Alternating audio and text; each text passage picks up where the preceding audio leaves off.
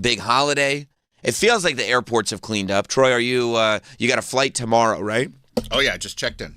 You've already checked it? See, smart. When they give you the 24 hours, you take all 24. Absolutely. Smart. Smart. I do too. Because you got to check, because I once, and it was because it was like a super crowded weekend and it was a work trip where like they had to buy the ticket last minute. Yeah. Once I've been in that scenario where I don't have a seating assignment. Oh. And it's like, what? You got to be kidding me. Because I see that's happened to Hot Dog a couple times where he's like, oh, I don't have my seating assignment yet. But it's because he hasn't checked in. I'm like, every time I go, I pick my seat way early. Absolutely. And then you take as much of the 24 as you can, as many of those 24 hours you take, and you reconfirm that you are still in that seat. I want you to know I'm coming. And not only am I coming, I'm excited. I'm excited to be there. I'm super excited. The minute you gave me the opportunity to check in, I did it. Yep. I'm pumped, so don't blow this. Yeah. We got excited people for this flight. This is the one that can't miss. I got priority boarding. You did? I got extended leg room. Is that the, like if you have physical troubles, you get the priority boarding? No, you have to pay extra for this. I thought it was like the sort of handy-capable. Yeah, I remember I was trying to figure out how to get that permanently added to my Yeah, no, I do remember that. There was I'm not going to tell you which one it was. I'll tell you in the break. But there was a famous old-school pro wrestler that used to be well-known for limping to get onto the plane. I love that. Yeah. And then he didn't actually have the limp. I might do that. Yeah, he would always take advantage of that. But you do. You paid for priority boarding. Yeah, because I have toots. I want to be so stress free tomorrow. Right. How does that usually go for you? Not well. Okay. But at least I have a fighting chance. Right, and it's not your fault if it doesn't happen. It's like you took all the precautions. I did everything I could in my power. Isn't that crazy? All the little nickel and diming that they do. You're like, would you like to get on the plane a little bit early? Yes, I would. Here's a fee. Would you like to check a bag? Yes, I would. Here's a fee. Everything is like, a little fee here, a little fee there. It's crazy. I mean, with all my fees and everything, you know what my ticket cost for Thanksgiving to go back and forth from Orlando? $80. Did I get it? Close to $1,000. What? Orlando? It's a 2.5 hour flight. No, bro. You should expense it. Yeah, I'm sure that'll work. Will McClure be cool with that? Oh, totally cool. He told me. Okay. Yeah. It's for work. Oh. Does that include Ubers? No. That's just the ticket with all the little accoutrements. The pet and the... Oh, you got to pay extra for a pet? Yeah. And he doesn't even have his own seat? No, he has to sit. He has to put him in front where my feet are. And it's not like, but they're not giving you extra feet room. No. It's not like they have a seat that's good for pets. Well, no, he paid for extra leg room. Yeah, so like, what is the fee for the pet? What do you get? Why? The permission to bring your pet on board. But why would it cost the plane more money for you to have Toots there? Because they nickel and dime you. Oh, you know why? Why? Because what are you going to do about it? That's right. That's right. Exactly. What are you going to walk, idiot? That's a good point. I forgot about that. They should include that as a fee. What are you going to do about it? Fee. You know what I mean? What are you going to do? In one way, it's $150 for a cat. Just for the cat? For the cat. One way each way. One way. $150 Is it cheaper to just get a seat? Pretty much. Yeah. And you would think, like, if they were smart, $150. instead of grabbing 3 bills out of you for the round, they would like advertise this is the flight that Toots is on. I know. And they would sell more of the. They could upcharge. If you upcharge every ticket on that plane by $25 and said Toots is on this flight, you'd make a lot more than $150. Or cut us a deal and he'll do a meet and greet. He would do that? Yeah. Wow. Maybe some kind of sponsorship deal on his social? Yeah. You know what I mean? Yeah. Clarice wants to get another cat. I'm like, if you gotta get another cat, we go back and forth to Orlando. It'll be $600. They're going to take just it. For the cats. I mean, you'll be out of house and home at that point. It certainly feels Is that the way. cost per cat? Like Oh, yeah. Really? Wow. That's a good question. It's $150 per Yeah, cat. you can't bring a whole litter on for $150. I mean, Well, it'd be nice if it was like, here's the pet fee, and it was like, okay, but I'm going to take full advantage of the pet fee. This is a cost all. I'm going to bring on a moose. Right. Right. I feel like since we do Toots Day every week, you could probably expense the $150 because you're going to come back with stories about Toots. I mean, truthfully, I'll have some stories, I'm sure. So if you could expense everything, if one could expense everything they told stories about, I mean, I would not pay for anything. Sirius would literally pay for my entire life. I know. I wish they would do that. That'd be so sick. Awesome. Let's give it a shot. Except also, I come back with the most boring stories. Just so you can Just I get paid. Oh, guess what I had for dinner last night? What? Chicken tenders. Oh, really? Yeah. And some soda. Yeah. Yeah. It was ice. There was ice in the soda. No, I went by myself. I sat in the restaurant, went by myself. Yeah, that's what it would turn into. Yeah, of course. Because it's just like you're just scamming for as much free stuff as you can. Oh, well, they did talk about it. Man, $150 per cat? Per cat. Oh. One way. And is that a cat fee or is it any fee. animal? It says the fee is to cover additional protocols and services required for transporting an animal. What's the additional I have protocol? No clue. Cleaning up the piss. Does it pay? But Toots doesn't piss. It should be $150 per piss. It then. says ensuring safety and compliance with regulations. So I guess It should be like no way. It should be a deposit. Like, and if your cat ends up being like a real good boy, which you know he's going to be, I like that. you get the money back. Yeah. Yeah, I like that. I mean, yeah, because if it's no trouble to anyone, and if anything, it's like the person who sits next to you actually has a little bit of a thrill Yeah. because you get to hang out with Toots. Yeah, I'd be psyched Sometimes about people it. are shitheads, though. Really? Oh, yeah, we've sat next to shitheads. Even when they see the cat? They're like, I'm allergic. I'm allergic. Excuse me, I have to move. I'm allergic to cats. And you're like, And they make a big production out of yeah, it. and you're like, shut the fuck up. No, you're right. Let's euthanize the cat so we can travel and you don't have to sneeze. And you just look at it like, shut up. Shut up. You have any idea? I mean, because you're probably living the healthiest lifestyle, except for this one little cat on this one plane ride. Everything else is great in your Oh, life. you're just such a baby. It's Right. Like, shut up. Shut up. This cat is like the most well-behaved cat. Right. Don't worry. I got an EpiPen. You'll be fine. Take a Benadryl, asshole. That's what you should do. You should fly with an EpiPen. We're covered. Yeah, Sit the fuck down. Shut up. And sometimes the stewardesses are nice, but sometimes they're assholes. Right. Like the one time we had an... Do you think it's because you call them stewardesses? Excuse me, stewardess. Excuse me, your sexy stews haven't been as nice as they're supposed to be. You know, when I fly Pan Am, the stewardesses are... That's what you call them. No, they're actually, you call them flight attendants. No, you don't. You don't? Don't you remember? Excuse me, stewardess, I speak jive. I forgot. What did she say? I forgot. There is precedent set to say stewardess. The stewardesses can be assholes. I wonder why. Most of the time they're good. Most of the time they're good, but the one time we had an open seat, and so I sat on the aisle, Clarice sat on the window, and we gave Toots the middle seat. That's nice. And Did you pay for the middle seat? No, or it was just but it was nobody open. showed up. But it was open. the flights took off or in the air. I mean, listen, dog, if there's a seat open next to me, especially if, bro, there is nothing better than broke first class. Yeah. When you sit down in your coach seat and it's like a late night flight or whatever, and you get the whole row of three to yourself. It's the best. I'm laying down across all three. So by that principle, of course, if nobody's in the middle seat, that's possession is 9/10 of the law situation. That's your middle seat And now. Toots is so good, you could just be like, just sit here. He'll literally sit there the whole flight. Not in the cat container or In the seat. out of the container. In the seat, yeah. Container. Out of the cat container. Yeah. The spaceship, right? Well, he doesn't take a spaceship. We have a carrier. Oh, that's right. He does. A spaceship is just like... That's just for local. I got you. Local commuting. I got you. Oh, so you will take him out of the cat container. Yeah, but he's so good. And the one time they come over... You belt him? No, but he has his harness on, so you could, and his leash, so like if he were to take off, you could grab it. Yank. Okay. But he never does. No, he's a good boy. So he's sitting there, and he's just literally like so cute sitting in the seat. It's a great thing to see. And the stewardess comes over, and she's like, he can't be sitting there. It's like, why? And we're like, well, why? Right. Like, well, because they can't sit on the seats. Why? Because your seats are so nice? And I was just like, and first of all, it's like leather, so even if like he would piss, but like even if he could swipe it up. And it's like, what? I mean, there's vomit on these seats all the time. Yeah. What are you talking about? Fart particles. I mean, they're gross. Oh, every seat has fart particles on it. We learned that from Neil deGrasse Tyson.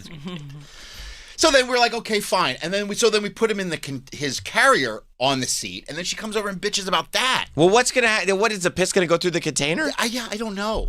I was just like, she just was just a miserable person. Right. Like sometimes the flight attendants are just miserable people, and they want you to be miserable. And you're like, why don't you like get up on LinkedIn, find something else to do with else to yourself? do. Can't you be happy? I'm going to Orlando. Can't you fucking be happy? You travel for a living. This is it. You're living the dream. You did it. Congratulations. Leave my cat alone. Yeah. And it's so cute. It's not like it's like he looks like a rodent. No, he doesn't look like a rodent at all. He was walking around the console and everything. Adorable. Right. You should tell him that too. You know, Sirius just lets this cat walk around the console. Yeah. So what's the problem here? You think your airplane seat is more important than our console? Yeah. I don't think so.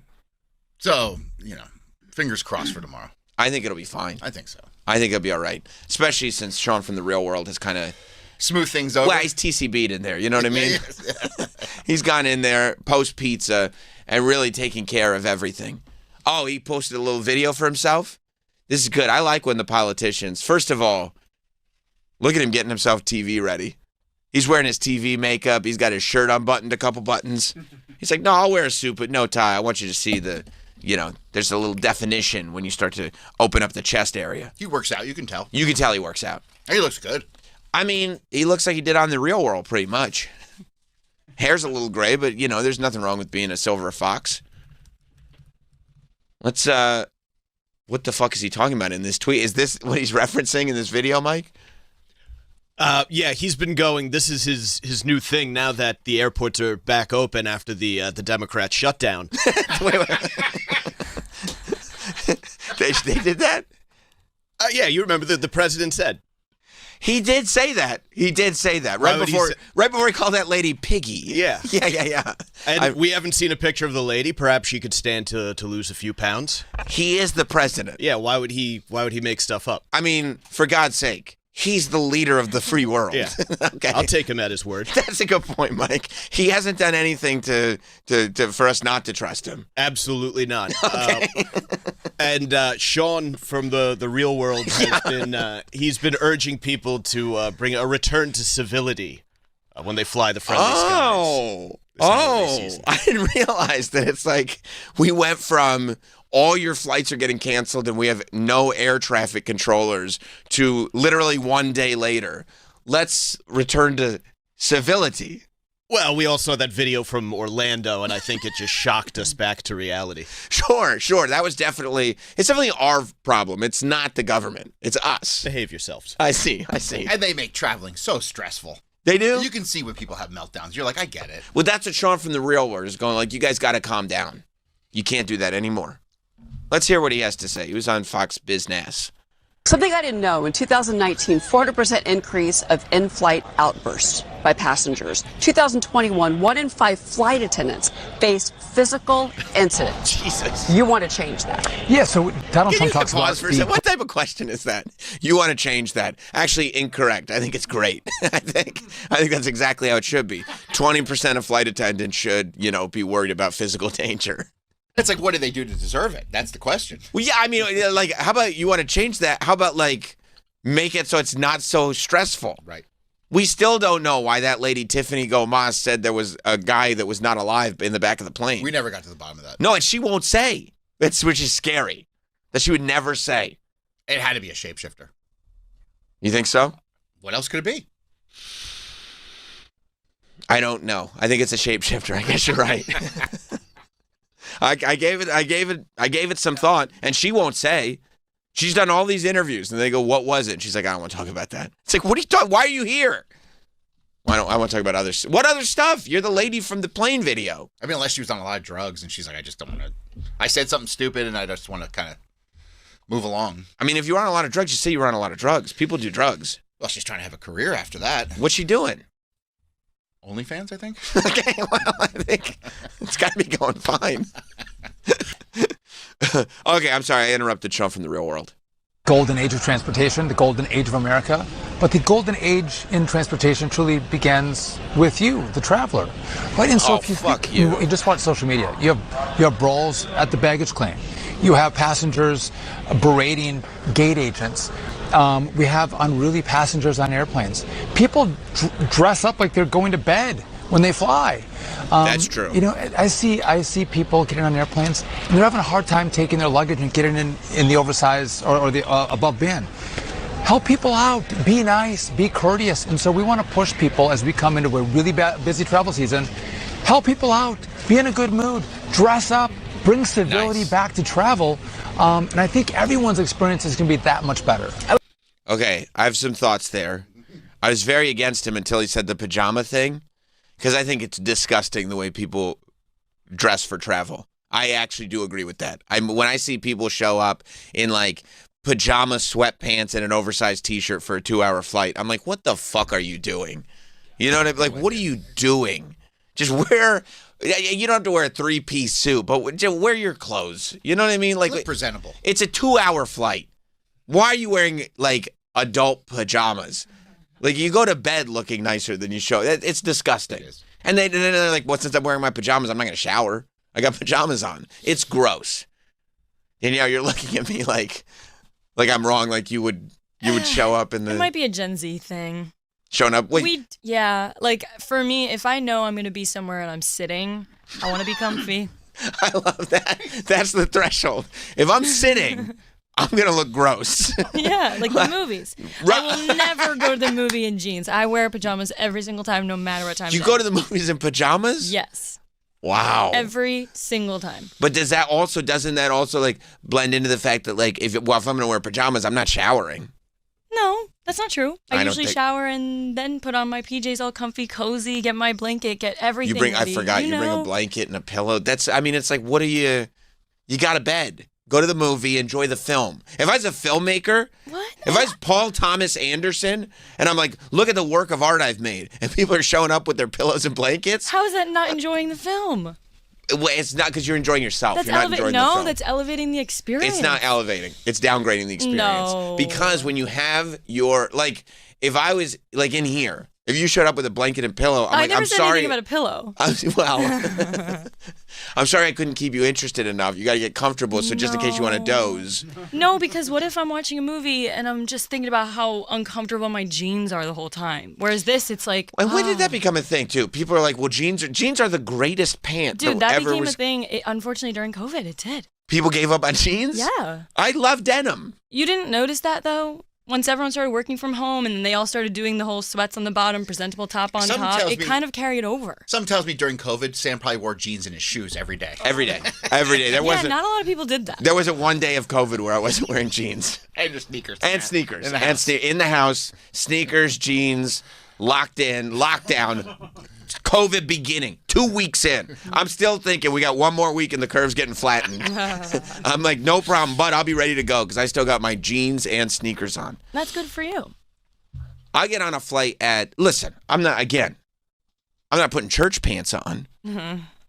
But I'll get on a flight at 5 o'clock in the morning and I'll be dressed like a human being. Yeah, I mean, I'm not saying I love it, but I just do think my generation, It's a generational gap. Yeah. Do you see the kids in high school now? They wear flannel pajamas to school. This straight is up. ridiculous. And I don't really like that, but I do feel like when it comes to comfort, we just don't care if we're in public in our pajamas. And this is and then they go like, oh, well, you guys come back to work and you guys are like, oh, do I have to wear pants? Kind of. And you're like, yeah, please wear pants. Yeah. It's the bare minimum. We Yeah. just want to have a society. Yeah. No, I know. I'm not a huge fan. And then the Gen Zers are like, won't wear pants. And then go like this. It's so hard to get work these days. These boomers don't know how easy they had it. And it's like, well, let's at least start the conversation with pants on, and maybe I can meet you halfway. Agreed, but maybe not for a flight.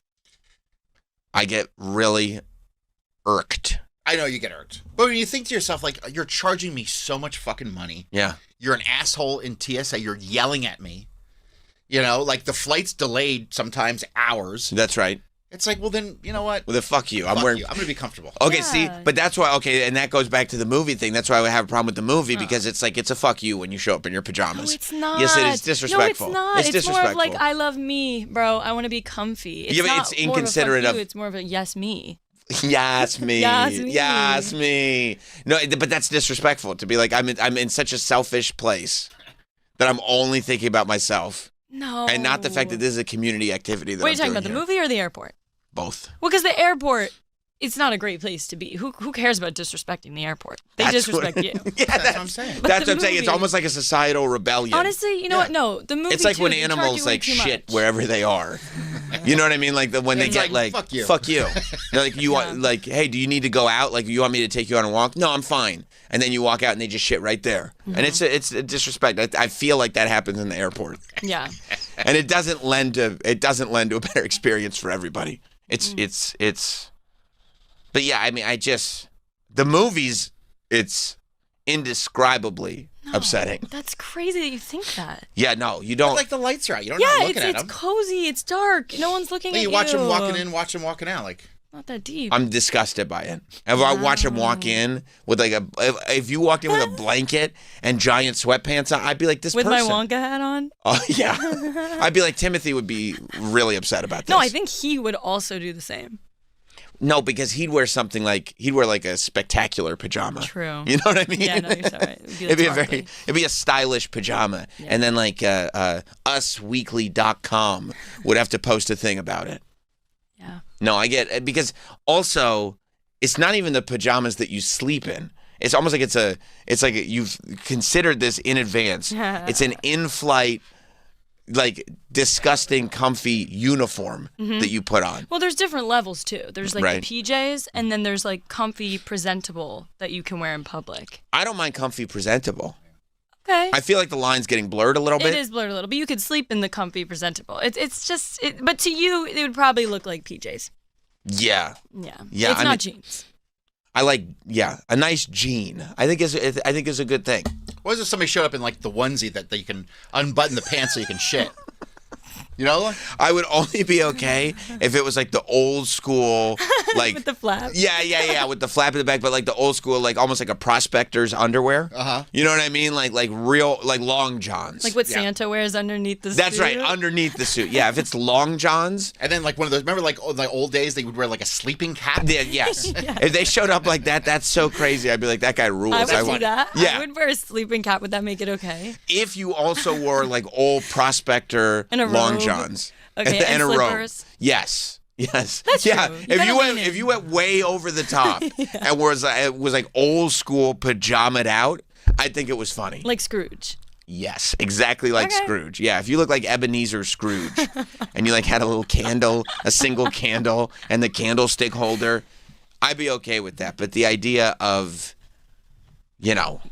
showing up in like your sweatpants and your and I would judge you for wearing slides and socks. I wouldn't know about the heel. I wouldn't know Yeah, that was I know. People that's a don't know about medical the heel. ailment, and I would Yeah. I'd be too quick to judge, and I'd feel bad about that. And you wouldn't have to tell me because that's HIPAA. Yeah. But You never know, bro. right, no, you're right. You're right.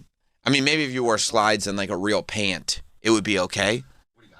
But not those like, oh, I found comfy clothes just for this plane Wait, you ride. know what I just remembered? What? What if I told you that I've also never watched a movie with my shoes on? Oh, you got to leave your shoes. You take your shoes off at the movie I theater? do indeed. that's Every disgusting. single time. every time. That's Yeah. disgusting. Even as a small in a child. society. That I think is what really bugs me is like this idea that there is no responsibility for maintaining an order of society. But no, it's not that deep. I got fuzzy socks on. I just plop the slides off, and then I'm comfy. The reclining chair, like no one sees. Lights are off. My feet I would don't notice. smell. I would notice. Especially if we were sitting in the same aisle, I'd look down, I'd be like, oh. And then I'd say, and then this girl's probably going to, like, here's the thing. You're probably going to present an opinion on something later on. And if I knew that you had done that, I would say, who are you to have an opinion on anything? My friends already know. They know. You're not a contributor. That's what I would say. I would say this is not a person who's a contributor. Contributor to the vibe, I forgot not about to that. the debrief. you I know? forgot about the vibe. I forgot about this. And that's a flaw on my part. Donald in Indiana. What's up, Donald? Oh, morning, Sam. Good morning. I do enjoy when a girl brings a blanket with her to the theater. And my wife's done it for a long time, and it just means she's going to leave me the hell alone and let me watch the movie. Well, listen, if you're really like, and I get it, Donald, there are a lot of people who get to a place in life where everything is kind of revolving around your wife leaving you alone. So if that is where you're at, I respect it. And like, that is the one justification, and sometimes that's what you have to do to keep a marriage happy. You know what I mean? And that's that's part of a society as well. Could I add one more part to it? Yeah. You tanked breakfast at Tiffany's to protect it from... To protect it from what? Oh, I'm sorry. I was driving. You tanked breakfast at Tiffany's. Wouldn't it be great if we just heard a car rolling into a ditch? Sam, I drive a brand new Subaru. I'd be perfectly safe. Yeah, you would. Yeah, you would. Yeah. Anyway, you tank breakfast at Tiffany's to protect stay in this next round. It's obvious. Wow. Travis is right. I can get behind that. He's a smart conspiracy guy. theory. Thank you. You're a smart guy too. Thank you, Donald. Thank you, Travis. Love you guys. That is a theory I for love you. sure. I think it might have more to do with us getting carried away with bullying Travis. That's possible. And by the way, enough of that. That's possible. And then also while we were bullying Travis, we started getting into kind of Bullying them. unfortunately we did start bullying what's the name of the band? Deep Blue something. Right, we started bullying them. This whole bullying culture on Sam Roberts Show has to end. However, Go ahead. it's the 90s when we're doing the songs. That's true. Mike? Bullying was okay back then.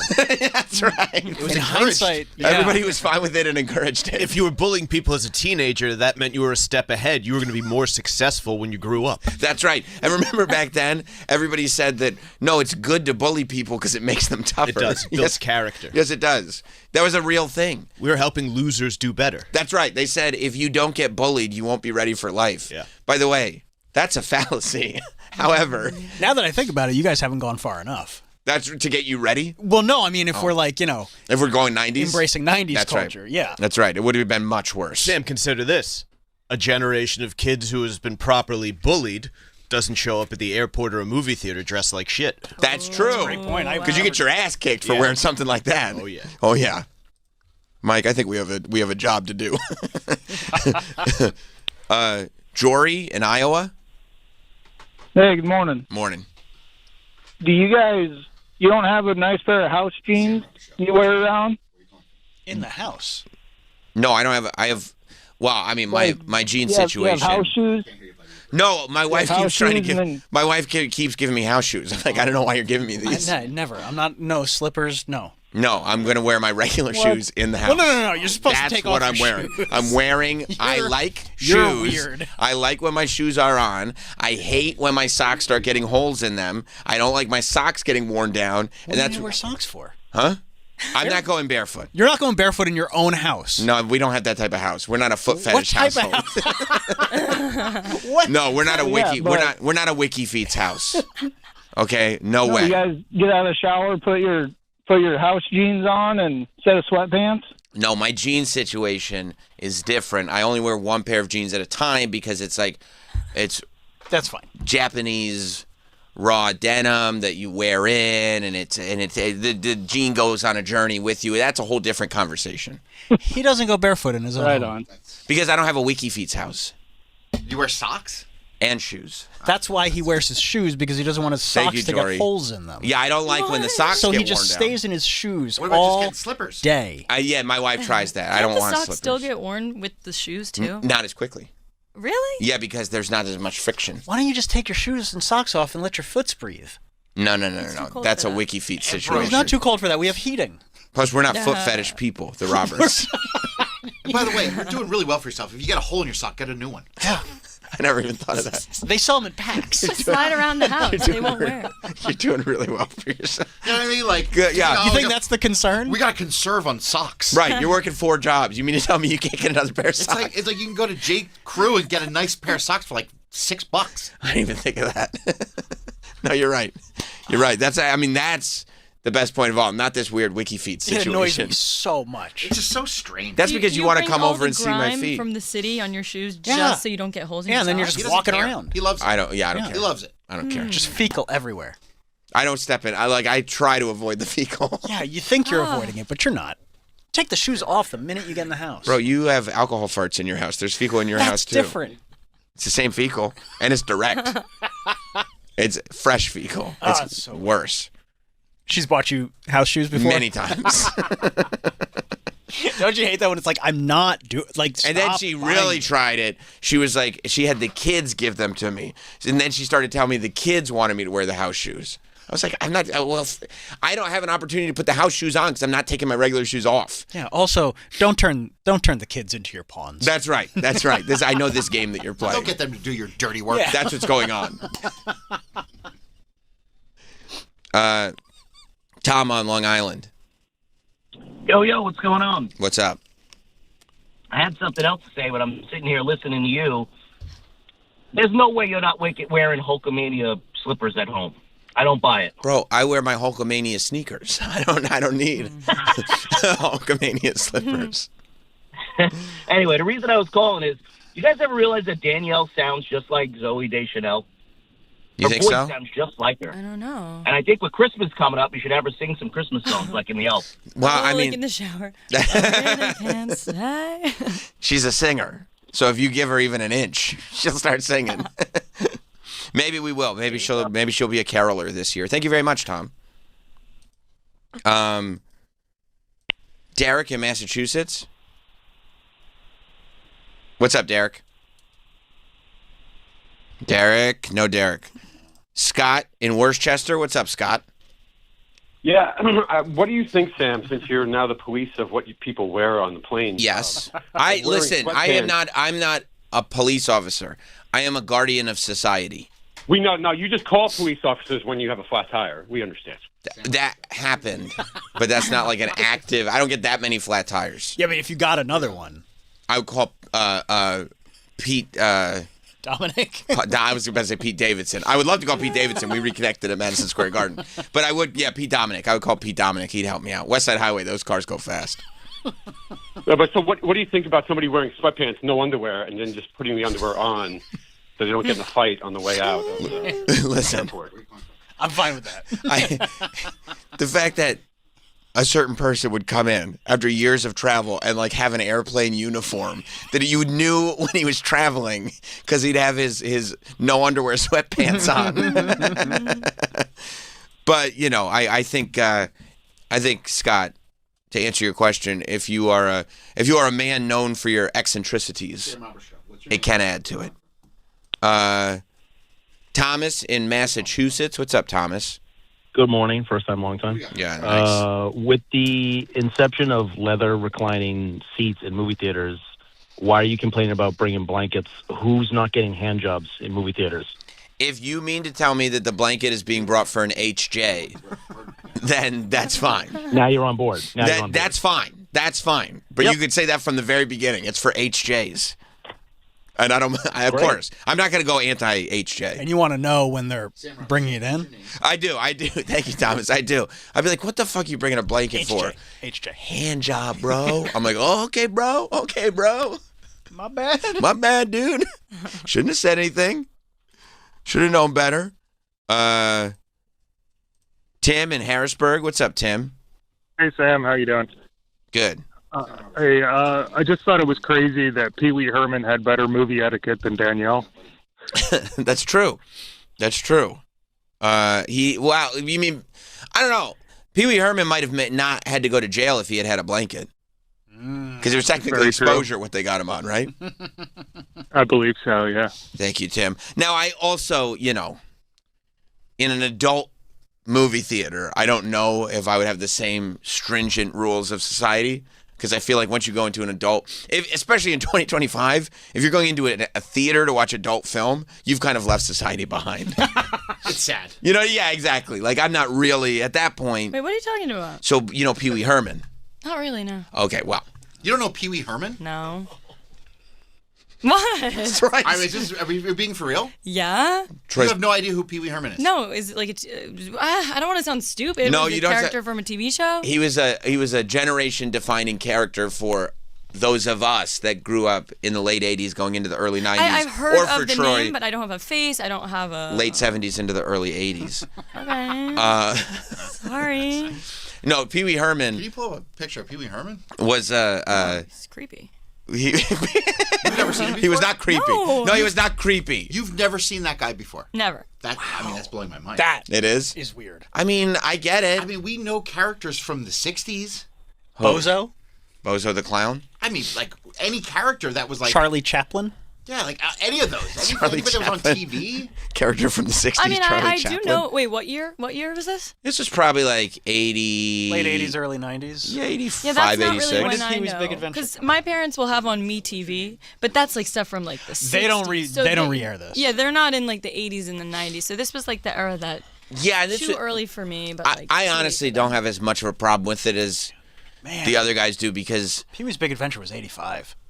Yeah.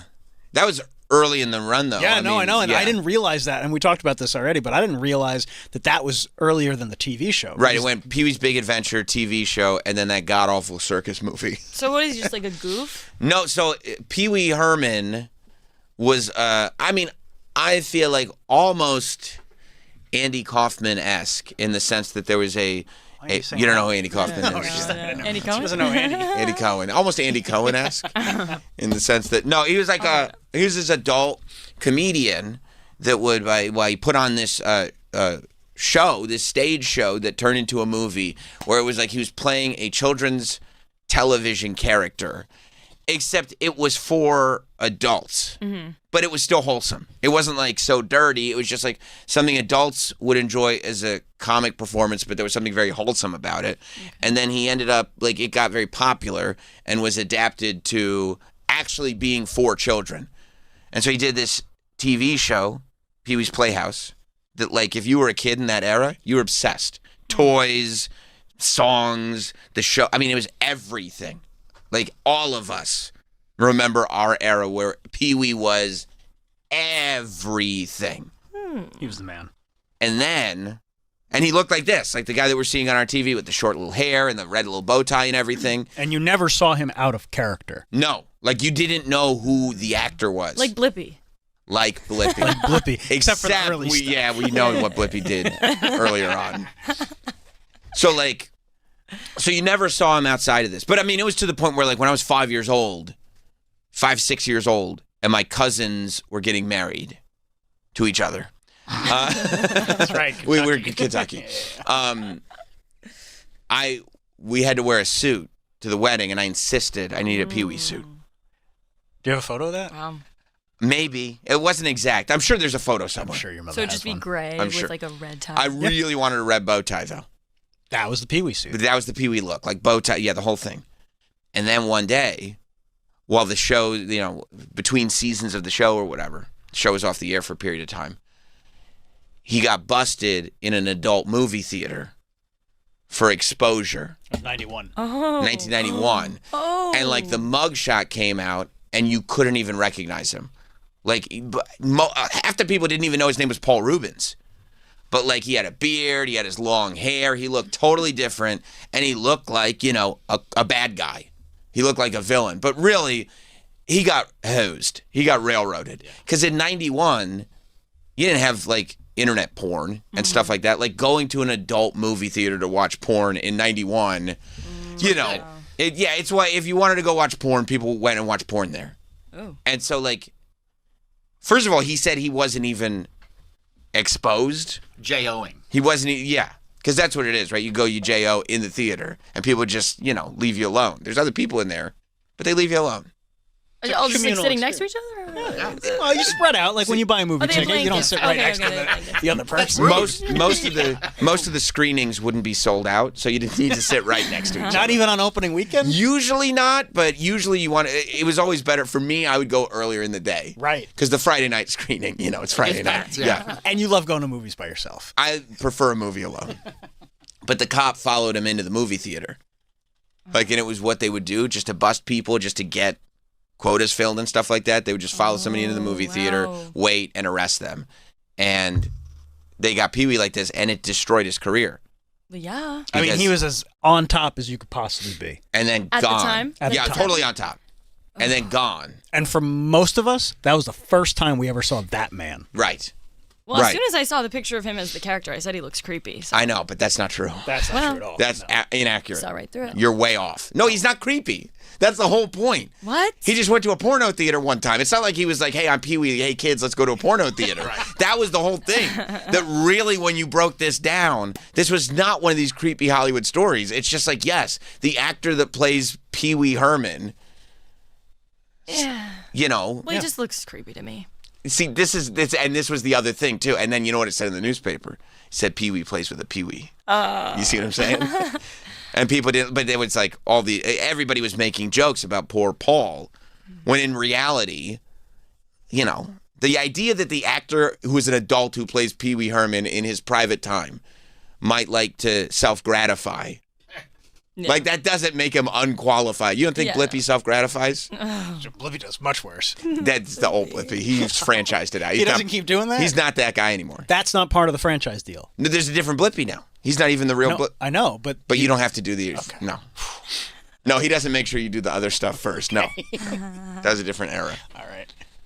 But so then eventually people kind of realized, like, oh, like, we turned him into a villain for literally no reason. Like, it wasn't... And then he made a big comeback, one of the greatest lines ever. He made a big comeback at the MTV Awards. And everybody went crazy for him. Full Pee-wee outfit, by the way. Full character. And he just leaned into the mic and he asked, heard any good jokes lately? And it was because everybody was making Pee-wee jokes. And it was one of the greatest lines ever delivered. It was, I mean, One of the the most best. memorable moments on the awards. Yes. It was almost as good as the time Michael Jackson was like, David Blaine, your magic is real and I believe in you. There's a good documentary. You should watch it. You'd like it. Really? Because he's like a performance artist, and you kind of understand how he developed this character in improv. Like, he was Actually- in, like, what was it, Second City was he in? Or Groundlings. Or Groundlings, yeah. You would actually love it as like a theater kid.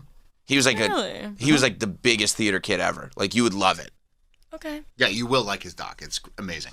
And you'll probably think he's the man after that. Yeah, I really never knew anything about this. And then later in life, they tried to make him out like he was like, had CP around him. Yep. Remember when they were like, yeah, you got child porn? Oh, they did him dirty again. They did him dirty again, these motherfuckers. They got him again. Well, why'd they say that? Because they were like, they wanted to get him, and they went through all of his stuff, and he's like one of these like collector guys. Like, he's like a not quite a hoarder, but close. No, but he goes to, like, he's passed. He would go to, like, flea markets and just buy, like, tons and tons of just random shit.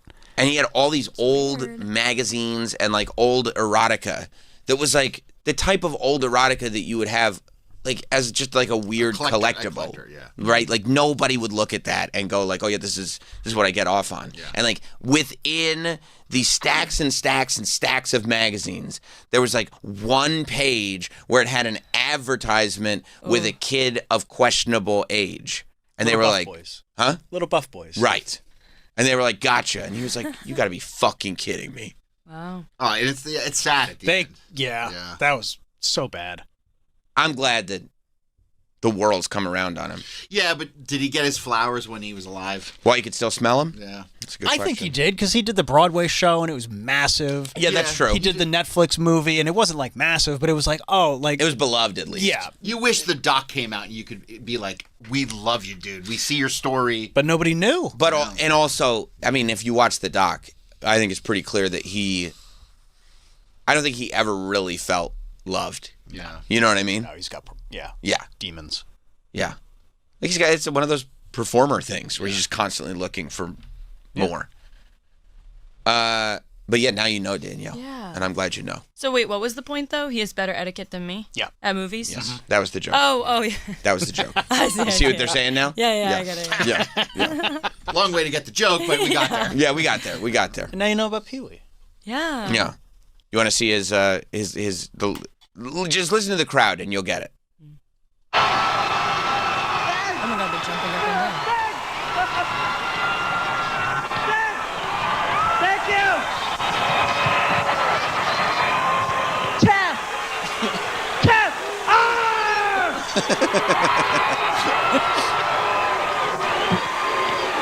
Thank you very much!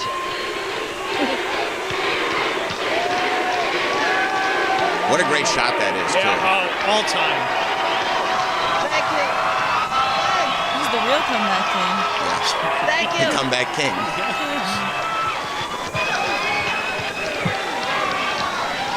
Heard any good jokes lately? You know what's the best? You know what my favorite part? You get a part. You know what my favorite part of that is? It's like the split second that it takes everybody in the audience to get what he just said. Like there's that one split second of silence, and then they're like, "Oh shit!" Yeah, the greatest. Just goat amongst goats. Larry in Montana.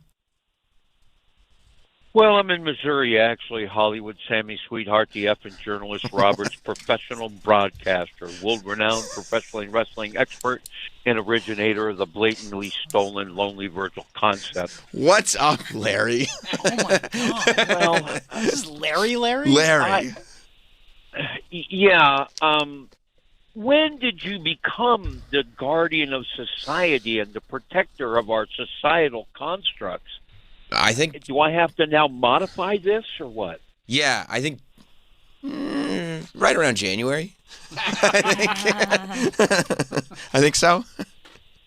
Gosh, how far out of the loop am I? Well, it's all right, Larry. It doesn't. You know what? As long as you're there now, it's all good. What do you got, buddy? Okay. I'll see what I can't work up. All right. Thank you, Larry. Wow. Wild, huh? Yeah. When's the last time you heard from him? I don't know. It's probably late at night. Bill in Texas. What's up, Bill? Hey, Sam, love you. Love the show. Thank you very much. Hey, I love you too. hey, you know your Pee-wee outfit is in your parents' attic, so you got to pull it out for the boys. And, It's 100% there. You should wear it. Yeah.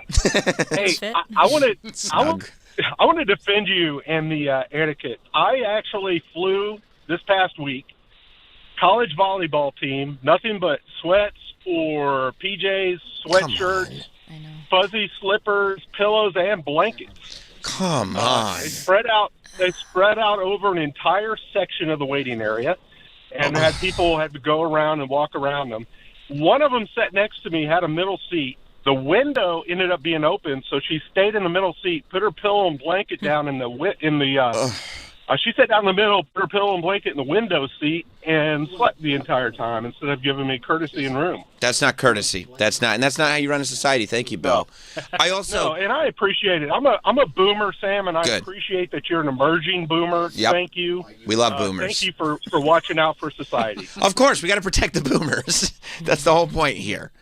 You know what what also annoys me about it is, when I travel, and usually, in my opinion, the way I do things is the right way to do everything. But when I travel, when do I start thinking about the actual trip? 5 minutes before you got to go? That's right. 5 to 7 minutes before I get in the car is when I start thinking about the trip. But when I see these people in their overly comfy clothes and their pillows and blankets, I know that they spent all this time. It's like a uniform. Like they spent all this time thinking, I'm going to do this, I'm going to do that, and I'm going to bring this pillow, and I'm going to bring this blanket. It's like, come on, dude. It's a lot. It's and a lot, and I don't like a lot. For a plane, I'm not doing any of that. I think Gen Z, in a way, like what that dude was just saying, I think it's because everyone's so obsessed with the bed rotting that, they just love sleep so much, and that they're like, ooh, here's a few hours, I'm going to sleep. I don't like that. See? I don't like that. What happened to the good old days of Gary Vee convincing everybody that if they just work 19 hours a day, everything is going to turn out great and they're all going to be millionaires? They're not going to get taken advantage of at all. What happened? What happened to that era? Well, speaking of boomers, it's not just a problem with flying. It's not just a problem with the way people are in movie theaters. These days sports broadcasting is in the shitter. Did you know that? It's in the absolute shitter. Yes. And you know why? Tell me. I have trouble watching the game because these broadcasters, they don't even know what to point out anymore. No, they don't bring up their observations. They're garbage. They're terrible. Wow. They're horrible. And I thought I was the only one that felt this way. And thank God somebody else agreed, because I wasn't even going to say anything because I felt like I was alone. On this island of people who actually knew how to do things.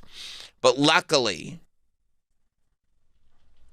on the Green Screen Podcast Network, Mike Francesa has his show, the Mike Francesa Podcast, icon of New York radio, who has achieved, I would say, equal success to his partner, Mad Dog. In terms of what? Professional success. Interesting. Why do you say it like that? Well, he's on Bet Rivers, and Mad Dog's on ESPN and Sirius XM. Yeah, but Mike's got his own green screen. Yeah, but Bet Rivers is like the 7th biggest sports book. Oh. It's not ESPN is the worldwide leader in sports. Oh. But aren't all the WWE pay-per-views now on Bet Rivers? I don't think so. I think they're on Netflix. And Peacock maybe still. And ESPN. Yeah. Netflix globally. ESPN in the States. But not Bet Rivers?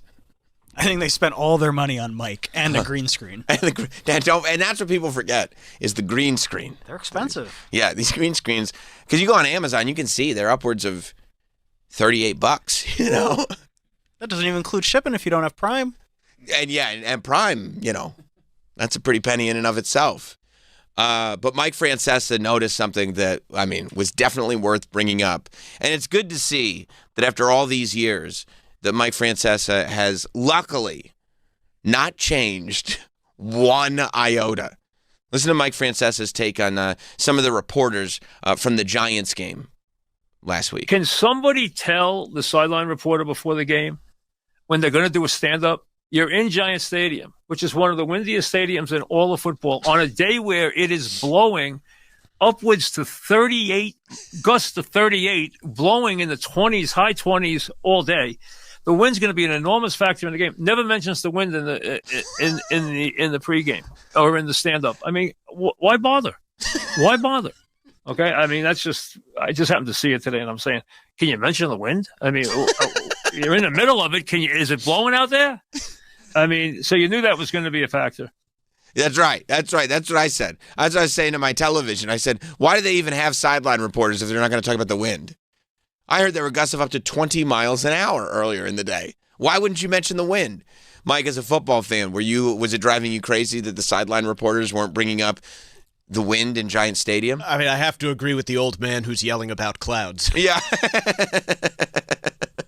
Like, of all takes to have, shouting on your show about bring up the wind more, I just love it. This is the same Mike Francesa who, if you remember, one of his great bits on terrestrial radio was when he counted to like 50 in a single sitting. It is almost parody now. Like he's doing an act of someone's boomer father on the couch. Yeah. Explaining how the broadcast should work. Should work. And it's like, you have no experience doing this. How can you tell us how the broadcast should work? It's like it's almost like he's entered the stage that Christopher Walken kind of got to, where he is doing an impression of Christopher Walken. Like, Mike Francesa has been so universally mocked by everybody around him that he is almost now doing a Mike Francesa parody as he is living his life as Mike Francesa. If you swapped this for my father complaining about Greg Olson, I wouldn't be able to tell the difference. He doesn't like Greg Olson? All he does is complain about Greg Olson. Really?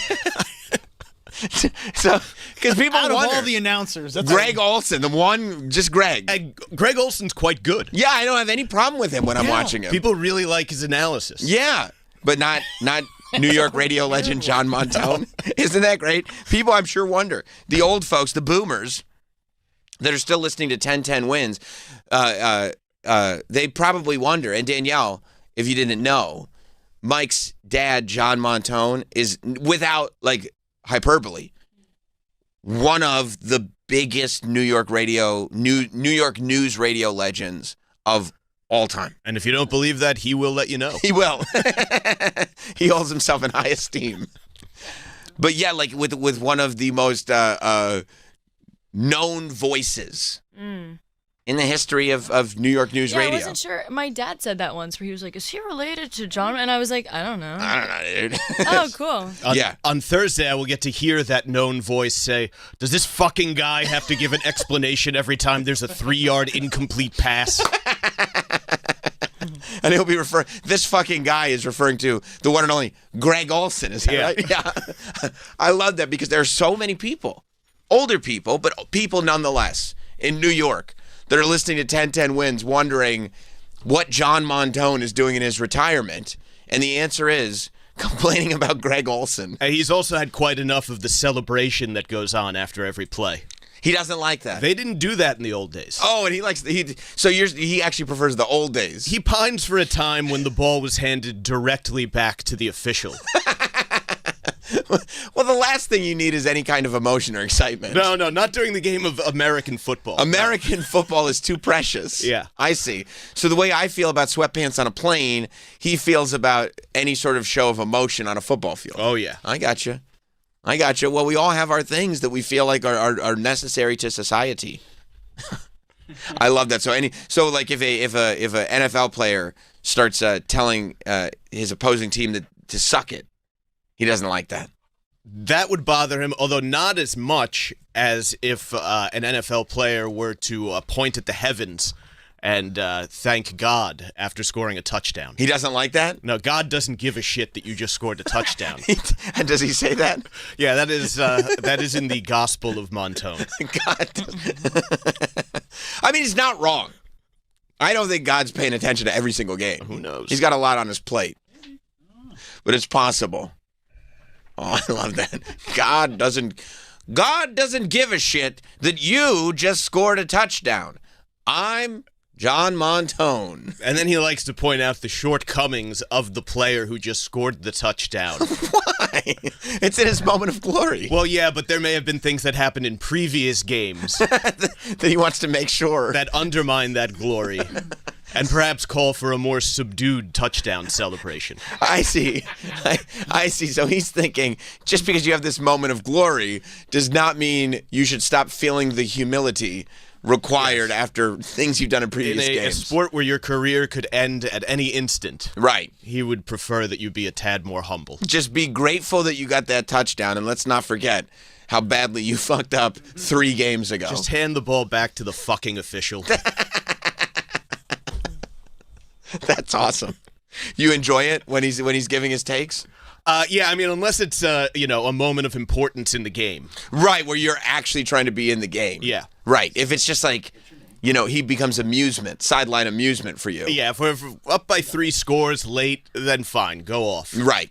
But when you're trying to focus on the game. But if it's first possession of the game, we're really trying to get into it, see what's scripted for the first drive. Yeah. Like, shut up, Dad. Shut up. That's great. I think there should be a documentary made, A Holiday in the Montone Household. Oh, I mean, the things that have yet to be revealed to the masses. One day, there'll be a documentary on John Montone and people won't realize it's a horror show. I mean, not even on his part, but... the whole family. Maybe I'll tell a story around Christmas time. Okay, I love it. Dan on Long Island. I mean, I love Mike Francesa, John Montone. These are the icons. These are the legends. What's up, Dan? And unfortunately, gentlemen, some legends pass. And R.I.P. to Mike Francesa. No. I maintain that position. You're trying to tell me that him yelling about the wind is not just an AI prompt of an old man? You think they've AI'd Mike Francesa? 100%. Oh, and wow. You can't tell me otherwise. Look. That's pretty significant evidence. It's pretty good. Thank you, Dan. I mean, it's compelling, for sure, because why would a human being say that? But I don't know. He did. Listen, let's take a break. It's earlier than usual, but we're going to take a break because this is a very important show, very exciting show. Today, we are down to 8 songs in the 90s alt-rock one-hit wonder tournament. Today is the day that we bring it all the way down to 1. People said some people said this tournament will never make it as long as you think. Others said, now I believe it will never end. Both were wrong.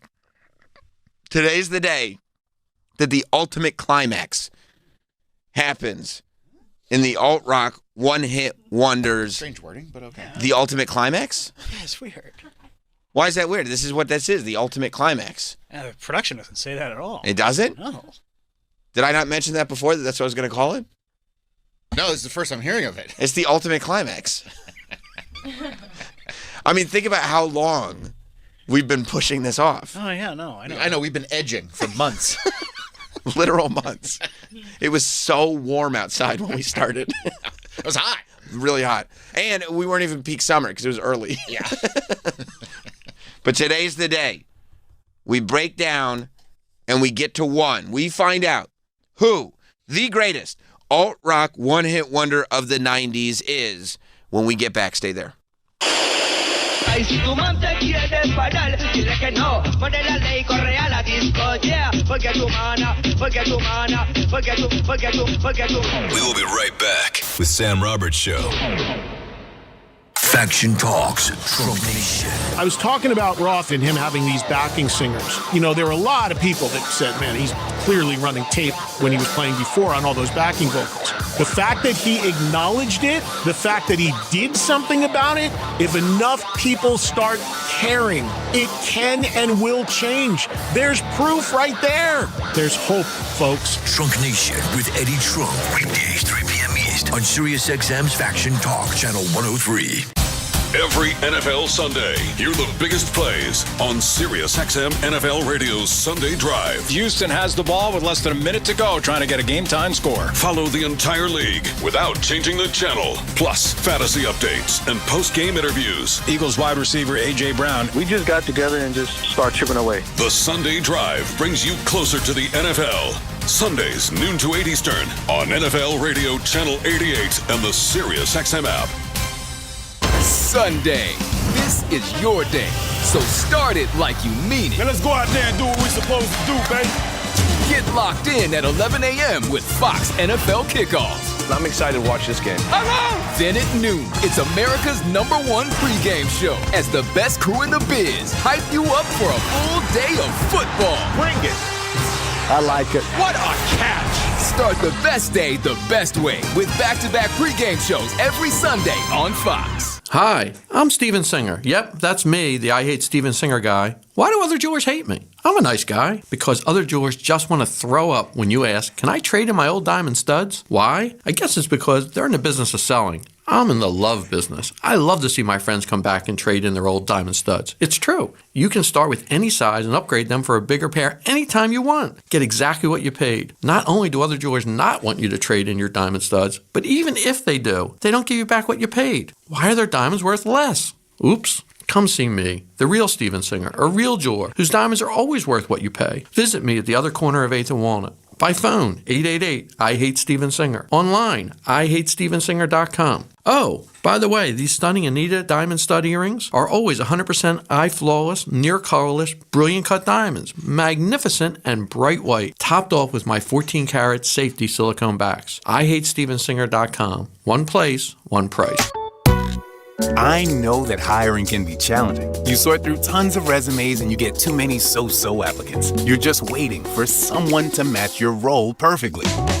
Well, now, there's a place where you can meet them fast. ZipRecruiter.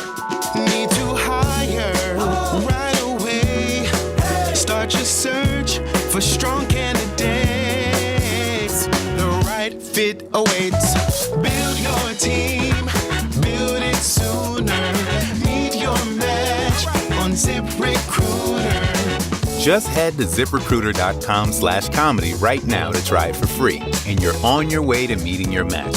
4 out of 5 employers who post on ZipRecruiter get a quality candidate within the first day. So try it now. Go to ZipRecruiter.com/comedy. Once again, that's ZipRecruiter.com/comedy. Meet your match on ZipRecruiter. Try it free. Peer opportunity. It's what Michigan is all about. The opportunity to do more. The opportunity to connect with the best talent. The opportunity for people of all backgrounds to grow and expand their business. The opportunity to live and work in a state where paychecks go further. The opportunity is now, and it's right here in Michigan. Visit MichiganBusiness.org to discover all the ways the Michigan Economic Development Corporation can help your business thrive.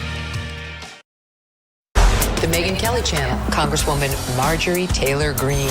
I feel like our majority is being ruined. By what exactly? Inaction. Ben Shapiro. Everyone can make their own decision as to whether they think that I am right or whether I am wrong and where they choose to draw the line with regard to the conservative movement. Tucker Carlson. This has to be about our common Americanness. We're all American citizens, and if our politics is not about that, it can't continue. Don't miss a moment on the all-new Megyn Kelly Channel, SiriusXM 111, and on the SiriusXM app. Is it just me, or has watching TV gotten way more complicated than it used to be? There are a million different services, lots of stuff you want to watch but can never find, and don't get me started on the bills. Well, thankfully there's Philo, a better way to TV. For as low as $33 a month, I get the channels I love. MTV, BET, Food Network, you name it. Plus everything that AMC Plus has to offer. And guess what? They've added access to HBO Max Basic with ads plan and Discovery Plus, so I can enjoy all the best TV with one subscription. The best part? There are no contracts, no surprise fees, and just one low price. And their DVR is awesome too. I can save everything I love on Philo for up to a year and skip the ads when I rewatch them. That's a total game changer. I signed up directly at Philo.tv. That's PHILO.tv, so I could lock in the best price around. Philo's the easiest decision I've ever made. Now the hard one is trying to decide what to binge next. This episode is sponsored by BetterHelp. Look, the holidays are here, and the holidays are a time of traditions. Some people have a lot of traditions in their family, and some they have none. They're just beginning their own traditions. Now's the time to reflect on what those traditions mean to you, to rewrite those traditions, to make them your own. Incorporating therapy into your new or existing traditions can help ensure you take time for yourself during what can be a very joyful, but sometimes hectic and honestly lonely time of the year. You've heard the trials and tribulations that many on this show have had with the holidays, and I would suggest that all of them could probably do with a little bit of therapy. BetterHelp therapists work according to a strict code of conduct, and they're fully licensed in the United States. This December, start a new tradition by taking care of you. Our listeners are going to get 10% off at BetterHelp.com/Teft. That's BetterHelp.com/TEFFT. If it plugs and turns on whatever the make, get it all covered, 'cause everything breaks. It's a fact. Things in your home are gonna break. Appliances and plumbing can cost hundreds to thousands to repair. Air conditioning, even more. Don't let home repairs break the bank. Call GoEverythingBreaks.com today and get a free quote for total home warranty protection. Everything Breaks covers major home systems and appliances starting at $1 a day, including electronics, from cell phones to flat screens and more. Call in the next 30 minutes and get 3 months of coverage for half off. Plus, gain instant vehicle repair savings too. For a free coverage quote now, call 800-FIX-IT-77. That's 800-FIX-IT-77. One free call could save you thousands. Get it all covered your way, 'cause everything breaks. Limitations and exclusions apply. See plan terms and conditions for details. Coverage not available in all states. Actual savings may vary based on the coverage plan and repairs needed. Call 800-FIX-IT-77. Online at GoEverythingBreaks.com.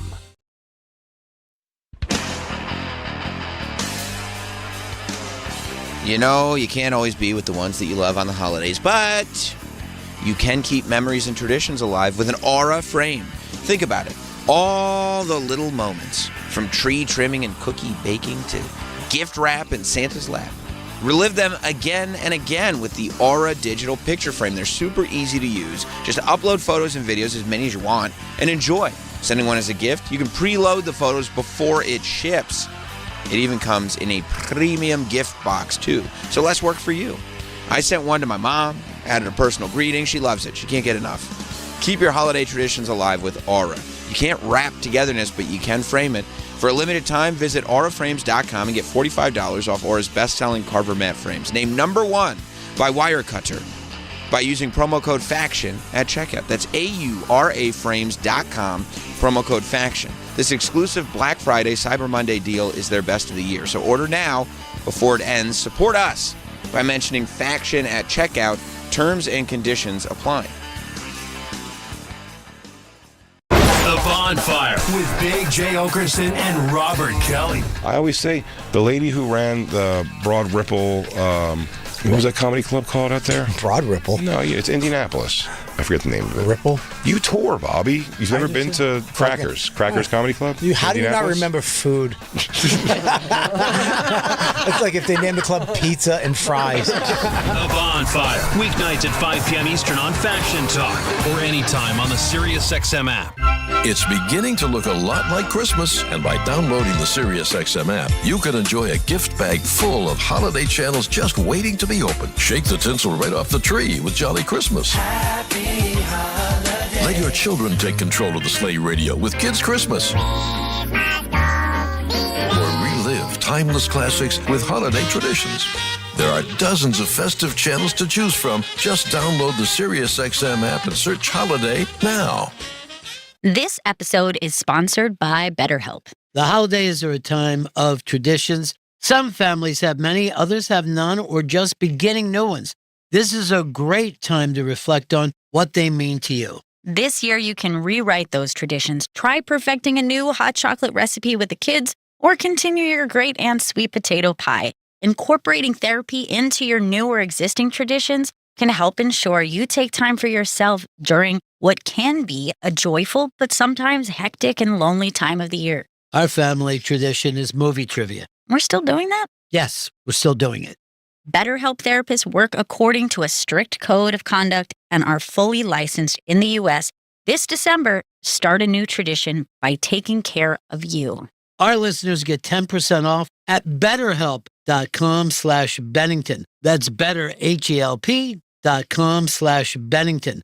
BetterHelp.com/Bennington. The Black Friday sale you don't want to miss. Untuckit's Black Friday sale has our best deals of the year and is happening now with savings on our top styles you definitely don't want to miss. Check back through Cyber Monday as we showcase the sharpest styles at the season's lowest prices. Shirts, polos, pants, sweaters, and more, all designed to make them look sharp and feel great. Don't miss the Black Friday sale happening now through Cyber Monday at Untuckit.com in more than 80 stores. Untuck It. Shirts designed to be worn untucked. Attention! Have you racked up $10,000 or more in credit card debt?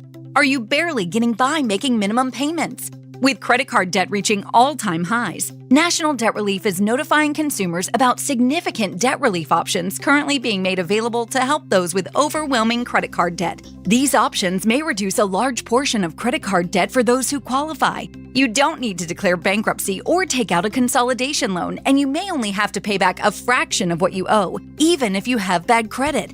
National Debt Relief has already reduced the credit card debt for more than 550,000 consumers, so don't wait. If you owe $10,000, $20,000, or even $100,000 in credit card debt, you can now take advantage of this financial debt relief as the cost of living continues to skyrocket. To check what debt reduction you may qualify for, call 800-300-9988. 800-300-9988. Again, that's 800-300-9988. Do you suffer from plantar fasciitis, back, knee, or hip pain? I'm Stu Sakowitz, owner and inventor of Pine Valley Orthotics. We hand make them in New Jersey, and thousands of golfers from all over the country have called to tell me how amazing they feel. $99, and if I can't make your pain go away, I will happily refund your money. Call me at 866-443-7463. I even answer my own phone. Or go to PineValleyOrthotics.com. Your feet will thank you as much as I do.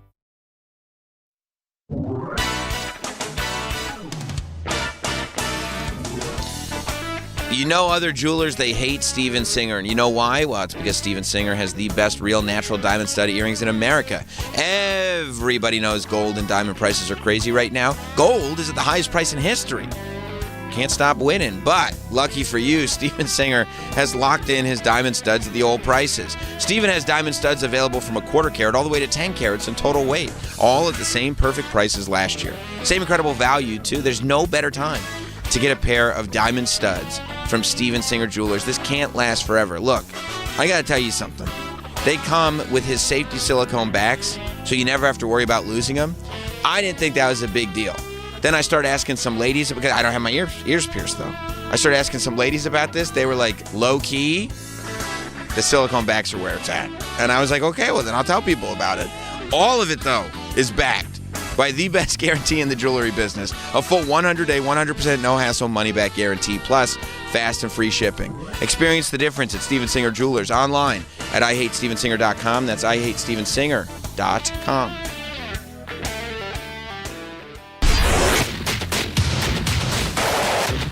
We're back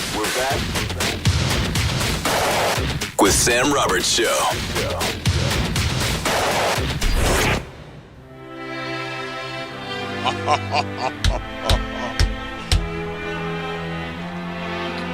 Oh, you are speaking my language today. We'll let it kick in for a sec. I don't want them, because they're not going to realize what's coming. All right, listen to this. Welcome back. Sam Roberts Show. This is unironic how much I love this song. Not 1 ounce of irony. Vitamin C rules. Mike Fenoya is in studio with us. Mike Fenoya's latest special, Don't Let Me Down, is available on the 800-Pound Gorilla YouTube channel. He'll be performing with Ron White tomorrow night at the Borgata in AC, Saturday at the Pantheon at Caesars in Virginia. And he's the co-host of Are We Old, a comedy and nostalgia podcast. And I guess that thematically that works for today, doesn't it? Thematically, spiritually, yes, emotionally, everything. Yes. Now, before we get into it, I did want to say, oh, I love that song. Such a good song. Before we get into it, I did want to shout out real quick. I've been noticing the activity on the Why Hungerthon auction for the chance to go behind the scenes of one of SiriusXM's most unfiltered broadcasts with an exclusive 2-hour studio experience on Faction Talk with Sam Roberts. Yes, you'll be able to join us here. You'll be able to engage in a seated conversation with Sam, Travis, Troy, and Mike. Danielle. Hey. You will also be seated. Yeah. And you'll get to witness the spontaneity and sharp commentary that define the show. You may even have a chance to contribute on air. I doubt it. But look, this is the type of audacity that you have to realize from getting a rare glimpse into the creative heart of SiriusXM's most audacious morning program. That's this show. You can go now to SiriusXM.com/Hungerthon. You want to bid on this. You want to be here for it. It's going to be epic. It's going to be a milestone. And I did want to say that yesterday I went to check the auction. And I saw a thing where you can click who's bid. So I could track like where it started, where it is now. We're at a very great place. I'm very grateful for that. I can't wait to see where it goes. But some of the bidders had me rolling yesterday when I saw what their names were. And I realized they are here and only here for us. Did you know that one of the people that bid on this, they're not the high bidder right now, was Troy's gross beard. That's not nice. It says here that, well, they bid though. They're trying to donate to charity, man. That's really nice. Troy's gross beard bid on the in-studio experience. Did you know that? It's the opposite of a gross beard. Well, that's what they bid on it. And then the other one that I wanted to shout out, and I kind of hope they win, is Master of the Venusian Arts. Isn't it great when we can feed the hungry? We can get behind one of the big SiriusXM corporate, the big events that they do, and still loop in the Venusian Arts. I mean, Mike, that has to, you had a lot to do with that. I'm thrilled, and maybe once we get these people fed, we can get them laid as well. That's right. Because that's what the Venusian Arts are all about. Well, I remember Ghostface was putty in your hands on Halloween, so... Maybe that's Mystery trying to get back on the show. Yeah, he's like, seated, you say? A seated conversation? So yes, go to SiriusXM.com/Hungerthon. Bonus points will be awarded for creative names when you bid, but bid early, bid often, and have fun. Mike Fenoya, you are here because today is a very important day. You've been a part of the process. Today is the day that we take our Elite 8 of the alt-rock one-hit wonders of the 90s, and we narrow it down to one winner. There is a graphic that is up on our social media. It's up on Not Sam. It's up on Sam Roberts SXM as well. If you want to see what this final 8 bracket looks like, we narrowed it down from drafting 64 all the way down to 8. Colin Quinn helped us get from 16 to 8 earlier this week. You can listen on demand to that on the app. Travis, why don't we get this thing started? Here, Right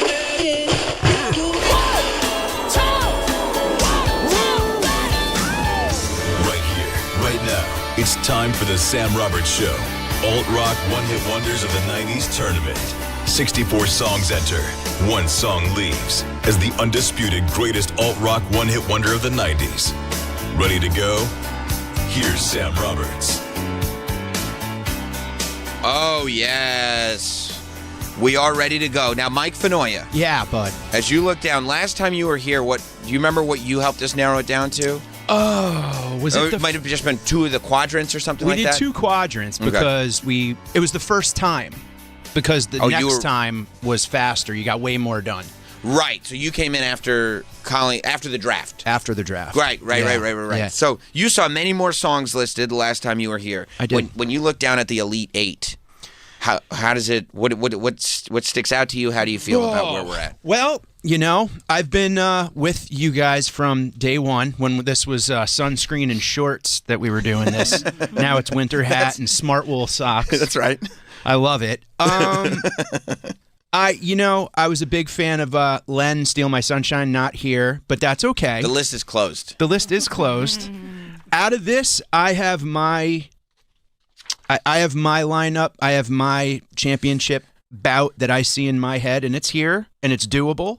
But Okay. these are fantastic pairings. I think it's important for me to say that and you may get there naturally, but it is important for all of us to not look ahead, not look backwards. Each of these matchups have to be in a vacuum in order to preserve integrity. You cannot push a song through because you think it should be in the finals, because there will be instances where you look at a song going, that has to be in the finals, but for whatever reason, it doesn't win the matchup that it's in. That's what this tournament is all about. Just because you sit there at the Elite 8 and go, well, Syracuse has to go all the way, it gets paired up with the wrong team and Syracuse is out. Right. And Carmelo's not there anymore. Right. Plus, we left integrity behind a long time ago. Don't be shitty. I'm not. We did not leave integrity. We are nothing if not. It's not what people close to you on Monday said. Who said that? I don't know. You came in on Tuesday saying that people had a big problem with the things that you did. There were high-ranking WWE executives that had a big problem with what we did. And also, we do, Troy, I'll say both of us, we have to make sure that we're not making picks to bully Travis. That's fair, too. I would appreciate Is that fair? We can try. I can't. Okay, I'm in the same boat. It's the holiday season. I know. I can't say we won't get there. Not yet, according to you. I like that. Okay. You know what? Danielle, I actually like.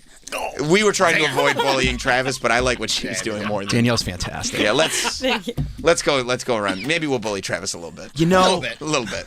You know what I mean? You should be able to bully a little bit. We'll just kind of hit him in the back of the head so his glasses fall forward. That's funny. And as a huge fan of brackets, I'm a bracket enthusiast. Me too. This could literally go any way. Yeah. This was worth the. Sometimes you watch a tournament and you're like, I saw this coming a mile away. Yeah. This is wide open. Wide open. Like the Dixie Chicks. What? Wide open spaces? Oh. Yeah. I was not aware. Now known as the Chicks. The Chicks. Sorry. Because Dixie bad. Bad. Chicks good. Before we get into this, can I ask you one question? Please do. And maybe I should have asked before we went on the air because it's more of an off-air question. We've been We're unfiltered, so don't worry about that. That's right. And this is maybe audacious. Oh, I can't wait. We've been jumping right into the hooks on these songs. Mm-hmm. For the Elite 8, would you like me to keep doing that, or should we hear the song?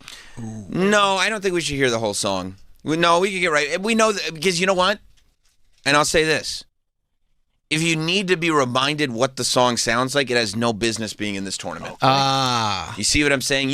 Every single one of these songs, you should be able to play front to back in your head. Shut your eyes, you can hear the whole song front to back. I appreciate your unfiltered answer. And some people will say, that's audacious. I'm glad I'm sitting in the studio for that. Well, yeah, if we're going to have the conversation, let's make sure it's seated. Should we start? Yeah, where do you want to start? This is massive. Oh, wherever man. you want. I can't believe I've got freaking goosebumps. Let's start at the top. Okay. Let's start with, I think what does it go like? Is it Sam, Listener, Travis, Troy? Yep. Sam, Listener, Travis. Okay, we'll start with Sam bracket. Not that, honestly, and now the names on the brackets don't matter. Doesn't matter. It doesn't matter at the all Elite anymore. 8, yeah. Right. And you still have the weighted Heavy Lies the Crown vote, correct? Last time I was here? Everybody here will get a vote. My votes are weighted. I just wanted to how make many? sure. It depends. Good question. It depends. So let's start with the first song on the page, the 4 seed, that was in this? Yep. Yeah, it We does. faded it down. You agree?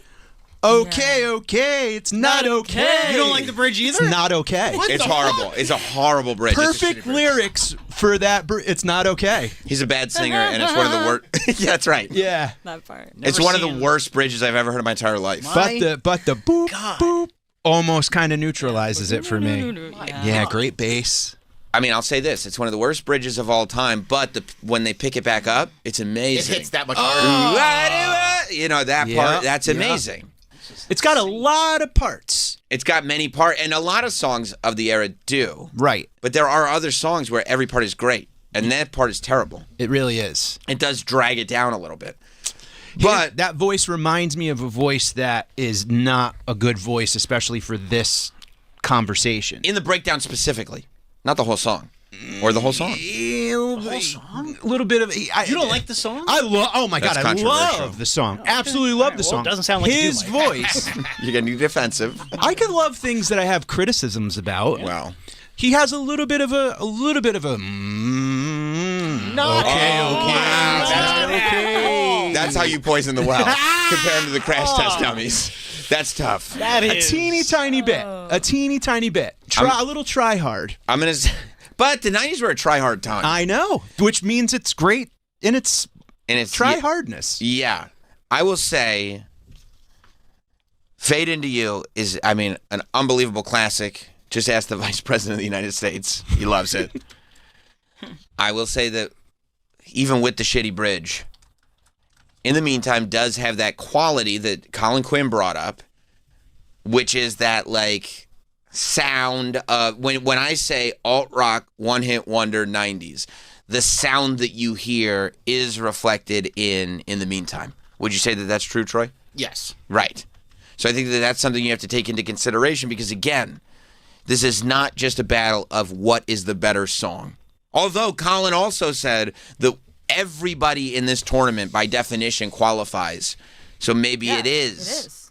What's the better song? I mean, Colin just voted over what's the most commercial song. I would have. What Colin did kind of drift in. Well, he was looking for a gig with Sirius, and he thought if he voted for the most commercially viable songs, He's like, want me to do a read while I'm here? he'd get ahead. Yeah, yeah. But I agree with him in a way of like, I'm not going to go like this is a better one hit wonder. That's a better song. I'm not voting for it. I'm going for the song that makes me feel that feeling.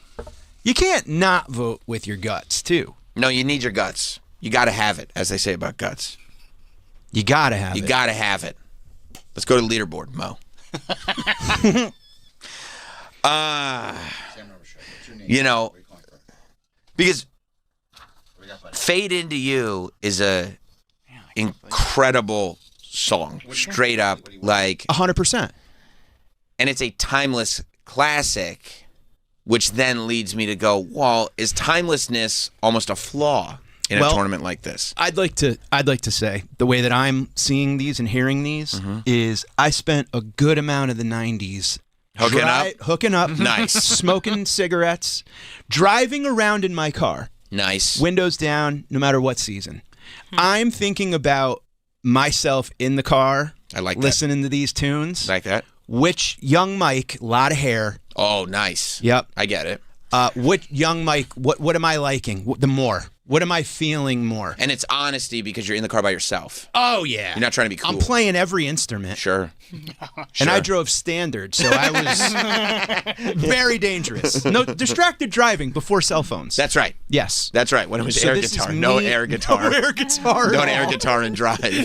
AG and drive. So I'm going that this is like close my eyes, young Mike in the car. Am I more jazzed for Fade Into You or In the Meantime? Okay. Which one is it? In the Meantime. Whoa! Wow. That's one. It's a phenomenal song. It is a phenomenal song. I struggle because, like, I feel like In the Meantime is that sort of, like, radio song. Mm-hmm. And then you meet, like, a girl who's cool. And she's like, yeah, but have you heard this? And it's Mazzy Star. You know what I mean? I know. It's a little more alt. Right. And both are so crucial to this time period. Because you couldn't, it wasn't just like everything was everywhere. You know what I'm saying? You're right. Like you had to, but however, we all had those identical experiences. Like there was one road to find this stuff. You had to find the cool girl that would play the cool stuff for you. You see? Yes. Everybody yes. has the scenario. Yep. Absolutely. She had a mood ring. She definitely had a mood ring. And she said it works. She said it changed colors. Yeah. I've never seen it. I've never seen it, but it works. There's always purple. Troy, do you have a feeling between In the Meantime and Fade Into You? In the Meantime's a great song. Yeah. But by the way, like, we're going to say that about every song. Nobody gets to the Elite Eight without being a great song. Look at her. Oh, Mike just put up a different picture. Oh, She's Mike. so cute. God. I mean, is that the same woman? What's her ethnic background? Can you find out? Heaven. Yeah, it's actually perfection. Yeah. That's what it is. Heaven. Cloud. And she's got so much to say. Look at those eyes. Oh, my God. They And tell those the whole lips. story. My God. In the Meantime. I mean, she doesn't have a ton to say. Now she looks like Hope Sandoval is Mexican American. Oh, that's awesome. Oh, that's a great Born mix. in from L.A. That's awesome. I love that. I mean, Yeah, I know. I get it.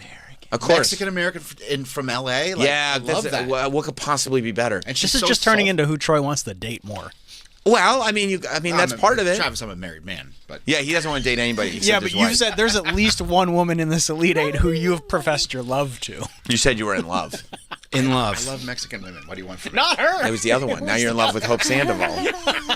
But Is look it just at her. opportunity though? She's a little older there, and she's still perfect. She's She perfect. really is. God. However, Space Hog's good too.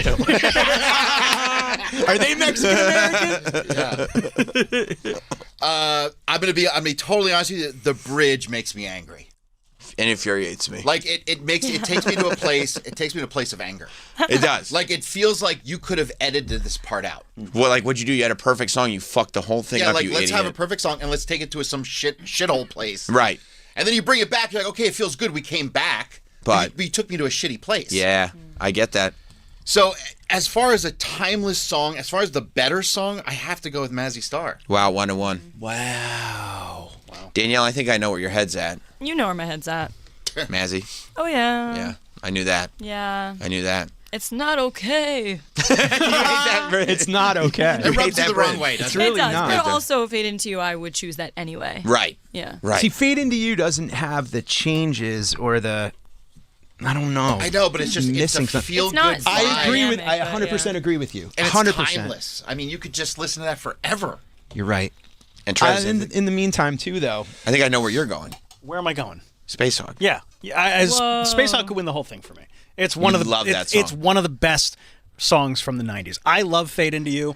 Fade Into You, like Mike just said, it's a little too just like, boring.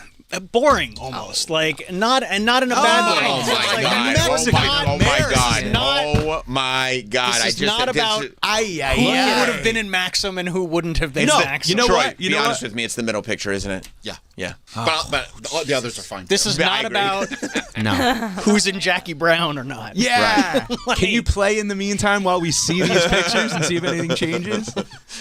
Yeah. Holy if Hope hell. Sandoval's saying for Space Hog, you'd probably like Space Hog. So What you don't mind the bridge? T-shirt. No, I unironically think the bridge is great. I think the entire song is great. I think it personifies the 90s. Hey, go ahead. When I was singing along in the car and it would come to that shit bridge, I would go, yeah. I'd try to make it better.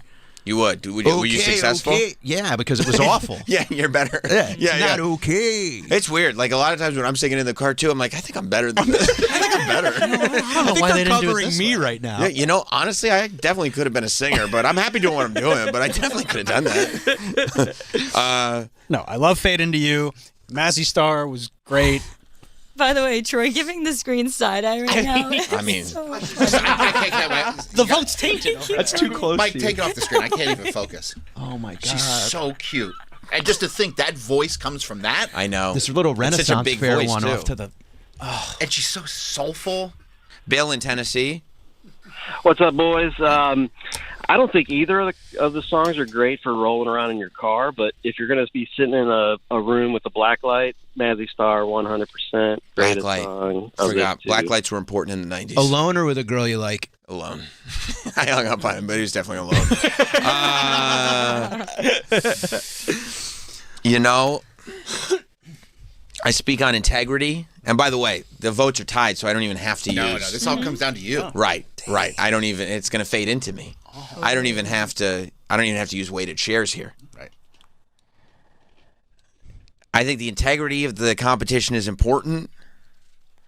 I think that the sound is important. Both have very unique sounds. Both have very specific sounds. And look at Hope. There hasn't been one picture of Space Hog up there, dude. Look at her. She's amazing, She's so isn't pretty. Isn't she amazing? So pretty. Wow. Like, and people are like, "Oh, I don't believe in God." I'm like, "Okay." Yeah. Do you see Mazzy Star? Who made Hope Sandoval then? Wow. Oh my God. Where's she at? A laundromat there? That's the Father, Son, and the Holy Spirit. That's right. there. By the way, don't forget that the lead singer of Space Hog is married to Liv Tyler. Oh, that's such a 90s move. I mean, are they? Name a more 90s couple.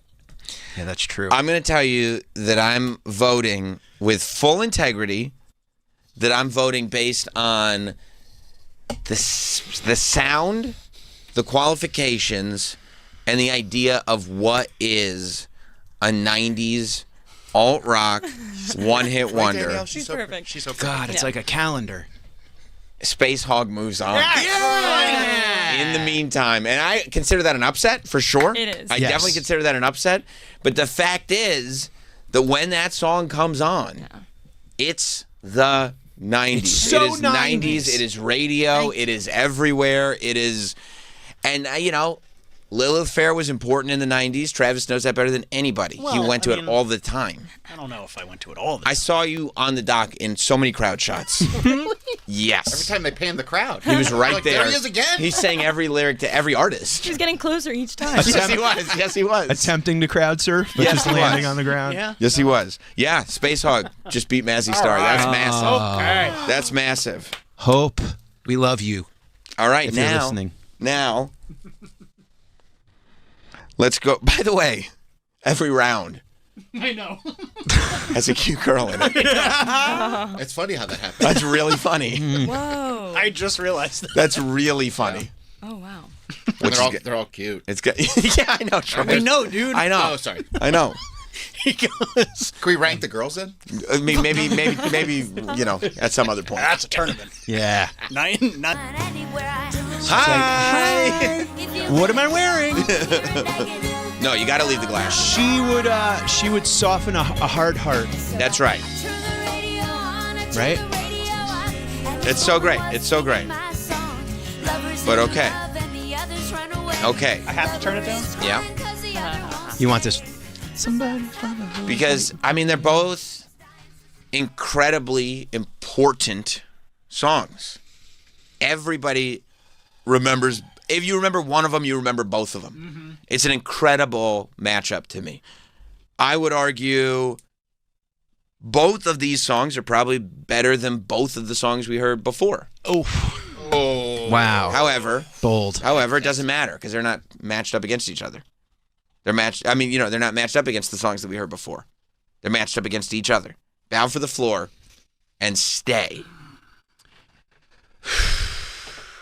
I mean, Can I comment? yes, please do. Please do. Stay goes into pop singer-songwriter. Correct. And But it was also from Reality Bites, and there's no. Well, the Reality Bites argument is very strong. It is. It's more VH1 than MTV. That's a good argument, too. That's great. And I have a weakness for female singer-songwriters. And there's no We disrespect. all. This song. It's our heel. Yeah. Stay rules. It's a great song. Rules hard. Rules ass. I would say that's a fair Yes. statement. It RAs. And if a girl made you a tape and this song was on it, she liked you. Yeah, she did. I would assume no one ever made me a tape, but I think you're right. If it did happen. If it happened, that's the vibe I would get. I would have gotten at the time. I said if. I never. Yeah. And not to look back on what we were just listening to, but the difference between Stay and Fade Into You is that there are so many changes in Stay. It's never the same. It's up, it's down. Yes. Yeah, Fade Into absolutely. You By is, the you way, know, more. You don't have to shade Mazzy Star. I'm not shading Mazzy A Star. little bit. I'm just saying, like, It feels like you were. It feels like a little. Feels like a little jab. Because don't forget, like, also you're a negative guy. You piece of shit. I don't think he likes Mexican Americans. Right. I heard Do that you think too. that might be it? I think that might be it. He's a negative guy. Yeah, he is. You know what I mean? It's like we're not even talking We're not about talking about Mazzy that. Star right now. Mazzy Star's out of the tournament. Can you believe that? Yeah, imagine going back and like just getting another kick in. When Yeah, somebody's down. that's really screwed up. Anyway, This is what my are you saying? anti-Mexican American agenda. Maybe. You have something against Mexico. But Bound for the Floor. Well, they took I want Which- the golf back. We had it for a sec. Bound for the Floor is incredible. When you, like you said about In the Meantime, Bound for the Floor is that 90s. That's the sound. 90s alternative rock. Both of these songs, you know immediately from the jump. If an extraterrestrial landed and said, "Play me an alt rock 90s song," Bound for the Floor. Here's my problem with both of these songs. I don't consider either of them one-hit wonders because Lisa Loeb had "I Do," and Local H had "All the Kids Are All Right," and also Eddie Vedder. Those were hits. But the bracket's closed. The bracket is closed. The list is closed. I understand that, but I don't think technically either one of them should win. I mean, well, that's just It's moot. So that's the- moot that's is the exactly Duke- what it is. that's you the just Duke wasted University. everybody's time saying that. You think he did? I did. You know what? I thought we were only he's bullying me a little bit. He's being negative. He's being negative. He's You're a piece being of shit. negative. You're only hearing negative. I Do no, is a no. huge song. Nobody thinks about I mean, it. why didn't you bring this up earlier? Why are we talking about this now? I tried, and everybody told me to shut up then. Yeah, well, shut up, dude. You're being a real hall monitor with this whole thing. Like they're there. They're It's in my blood. They're in the Elite Eight. One of them's going to the Final Four. Yeah, just accept it. Exactly. I don't know who to vote for. Well, then shut the fuck up. When you picture young Travis getting driven around in a van. Okay, if we're picturing me being driven around in a van, I'm eating the candy, I'm having a good time so far. Discman. Right. I got my Discman. It's Bound for the Floor. Wow. Massive. And does that go to Troy's earlier point where it floats into kind of poppy, Lisa Loeb, poppy, Yeah, like, okay. female singer-songwriter? If I'm being honest, Yeah. I like Stay more. Stay is a better song. I would agree with that. But Bound for the Floor is a better alt-rock one-hit wonder, if I have to call them that. You have to. Okay. You have to. Legally. Legally speaking, you have to. Yeah, I'm gonna vote. I'm gonna kick it off. I will vote for Bound for the Floor. Wow. Now, Wow. as musician's perspective, Bound for the Floor doesn't ever change. It just slows up the chord progression, right? I mean, I guess musically, Stay is probably a better song. Okay, but that's not. But it. Just because it follows a normal structure of like verse, chorus. But the other one, I mean, Bound for the Floor, it's like it gets more It's- intense that- every that time. cadence- Even though that the cadence same is beat, so it's still changing. Angst. We And all were angst. And that is true. Yeah. That's one of those iconic songs where you can sing the riff. Yes. You're not necessarily singing the And words. the beat is perfect for walking. When you listen to it with AirPods in, you are in the I feel like I'm in a 90s movie, and it's just I'm ready to get my day started. You're walking down the street in the 90s. Yes. Yeah, That's you're like- massive for this Yeah. because you want to have that feeling. Yeah, it's the perfect beat for a good strut. Is it skateboardable? Very. Definitely. You can Very definitely skate to it. skateboardable. Yeah. Which is that's how we yeah. walked in the Stay 90s. is tough to skate Right. to. Yeah. We weren't walking. Yeah, We were I'd be like, I'd feel like just relaxing. Yeah. You want to do some ollies? No, I'm listening to Stay by Lisa Loeb. Find a chick to make out with. Yeah, exactly. You want to make out a little bit. Oh, she's so Oh. cute. And look at the flex. She's got her gold record. Oh. Here's another important question that By the way, pertains to the integrity of the brackets. Okay. Do we think she's coming in? I hope so. I mean, does it look like The offer is in there. Oh. She hasn't responded yet? Not that What's she doing now? She's performing. Yeah, Still? State Farm commercials. And State Farm commercials. that photo could I thought be you were taken gonna in say state 1995 fairs. or 2025. I thought you were Yeah. going to say state fairs. She's doing state fairs now. No, she's way above that. She's the shit. Well, I have my vote. What's your vote, Danielle? And you just said she's way above that. Because I don't think she's enough of a what happened to that person. Like Wonder. I don't want to look back. However, we didn't pick What's Up because of Linda Perry. because everyone knows her too well. But I say we know Lisa Loeb probably a little bit more for me than Linda, and that was 4 Non-Blondes. Like that is kind of crazy that Danielle, argument That's a wonderful was point. because That's it's a like, really oh, take. Thank you. That and is I a great just take. and also it's kind of more singer-songwriter pop that's what I'm saying. than alt rock. So it's like, do we have the Wonder? Do we have the alt rock? Yeah, it was 90s, but like, it's not enough. Listen to her. That's coming Wow. from someone who Brilliantly doesn't know put. who Pee Wee Herman is, too. That's a Yeah. good point. That's a good point. You know, and it's nothing against Lisa Loeb. This is what I felt last time. You're talking about precedent that was set. Yeah. Yeah, we want to go on the precedent's- record. We love Lisa Loeb. Yes. We love Lisa Loeb. And I'm so glad that she made it this far, but like in this tournament specifically, she can't go any further, in my opinion. Final answer? Final answer, Bound, Bound for the Floor. Wow. And Travis voted Bound for the Floor as well. I did. Bam, bam, bam, out. Eric in Pittsburgh. What's up, Eric? Although I agree, Lisa Loeb is a queen. Good morning, all. Hey, Sam, you know, as Mazzy Star is bound for the floor after being bounced from the greatest tournament ever, Travis just had to pounce. You know what I mean? I do. What a jerk. But He is a jerk. hey, He's a total jerk.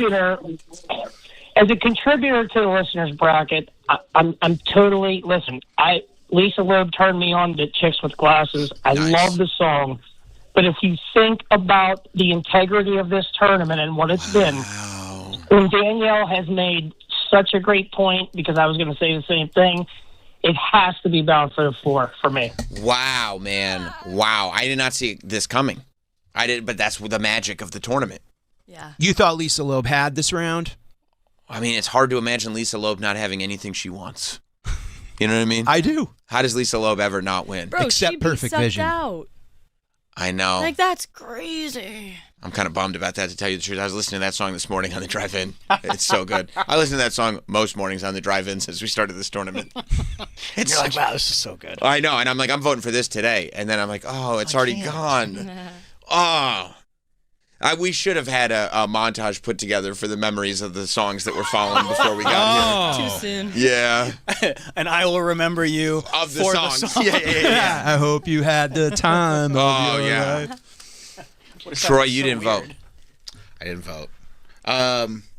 Vote or die. That's what all the greats A say. wise man once said that. Yeah, I mean, I look, I love Stay. Check out the screen. Oh, She's a Grammy? cute. Yeah. I bet she has multiple Grammys. She's too big. And the fact that she has multiple Grammys maybe goes to Danielle's point. She is. She's too big. She gets into like, I mean, you could vote for pop songs. She could be in just like best pop songs Of all the 90s. time. Yeah. So that's where that song lands. Bound for the Floor just has everything we're looking for in this competition. It is in that song. And Mike, you agree? Bound for the Floor. Absolutely. Well, I haven't voted. Is my vote. Is your vote? I know And heavy lies the crown. I have weighted shares. You do. This would be a real heavyweight. Yeah. But I can't do it. It is Bound for the Floor. That's the answer. It's Bound for the Floor. And the reason, and again, I think that that's an upset because of the love that everybody here and outside of this room has for Lisa Loeb. And the fact that, you know, I mean, Lisa Loeb is a defining character in the rise of a lot of us. Is that fair to say? Absolutely. But I think Danielle's points were very salient. Thank you. What about my points? No, yeah, it was stupid. I We don't could even probably remember. edit his points. Honestly, I remember almost none of them. Danielle used hands. Right. And Oh, did Danielle I? was coming from a place of positivity, whereas Yeah. you were very, very negative. I don't think I was. Very negative. Very negative. We hear Danielle's points. We're like, wow, that's brilliant. We hear Yeah. Travis. I'm like, oh my god, shut the fuck up. When does Ew. he shut up? Like, How do you turn down these headphones? Like, just run the board, dude. But Travis may have made some good points as well.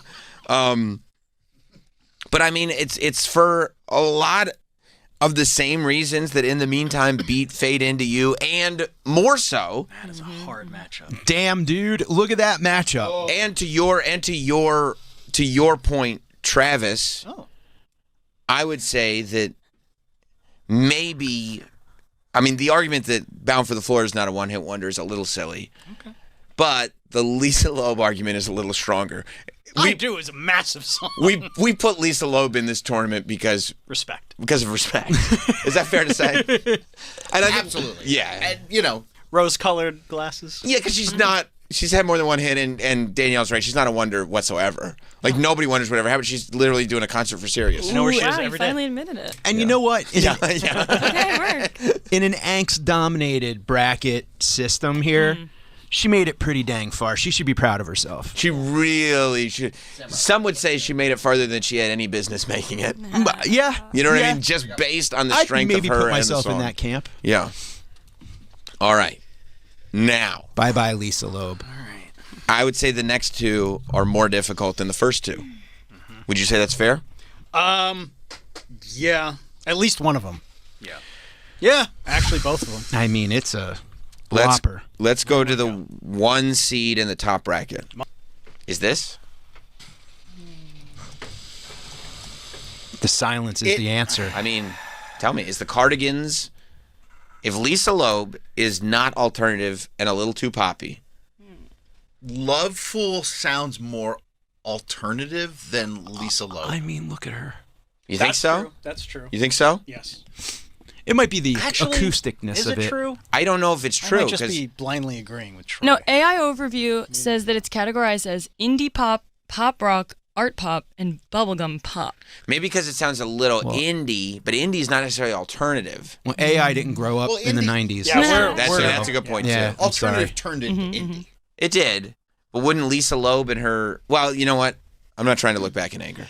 I hear... But I'm talking about what did precedent. Encyclopedia Britannica say? Oh, wait, when you scroll down, it That's says right. alternative slash That's who I indie. trust. Hang on. Let me put my Encarta disc in. I'll look it up. That's who I trust. Yeah. Let's ask Jeeves about it. I'm sorry, Yes. Danielle. What did If they say? anybody knows. No, Yes, like Jeeves when you knows. scroll down, actually, it says alternative slash indie. Then it says a blend Okay. of pop rock, disco pop, and alternative indie pop. So it's just all of it. Yeah. Which is alternative. Yeah. I hear stay at Barnes & Noble in my head. I don't hear Loveful at Barnes & Noble. I hear Loveful in commercials. I hear Loveful in the mall. Yeah. I mean, they probably play this at Dunkin' Donuts right now, It's everywhere. which is awesome. But Definitely at the not. same time, Bittersweet Symphony is a massive, massive song, too. Massive. So, like, we can't just base this on popularity as much as Colin Quinn would like to. Right. Colin would pick this song because you could commercialize it better. And if you're going for alternative, Loveful is definitely closer to pop Then Bittersweet. I would agree with that. You know what kind of bums me out a little Wow, bit about man. Bittersweet? Is the sampling. It's not necessarily... What's that? Bittersweet Symphony, isn't it just samples played over? Listen, No, we've heard this listen. argument. If, No, I here's know, the but- thing. Here's the thing. But with these Would two you paired say up- Juicy is one of the greatest hip hop songs of all time? Biggie Smalls' Juicy? Mm-hmm. The whole instrumental is a different song also called Juicy. Of course, but that's a different music. That's not an original P. Diddy? I could tell you about an original P. Diddy. I'm just saying for this bracket. And for Bittersweet Symphony, I've said this before, I think you could take the song and just play it with an acoustic guitar and it's still a really good song. Even take out Just the samples. Plunking on the... Just singing the song with the chords on an acoustic guitar. Mm-hmm. I mean, you can obviously do that Loveful too, but the argument for Bittersweet Symphony, the samples make the song. I think it just enhances the song. Would you like to hear Bittersweet Symphony acoustic? Yes, I would. Oh, You would. Yeah. Yeah, I'd like to- absolutely. That'd be great Good to call, hear. Travis.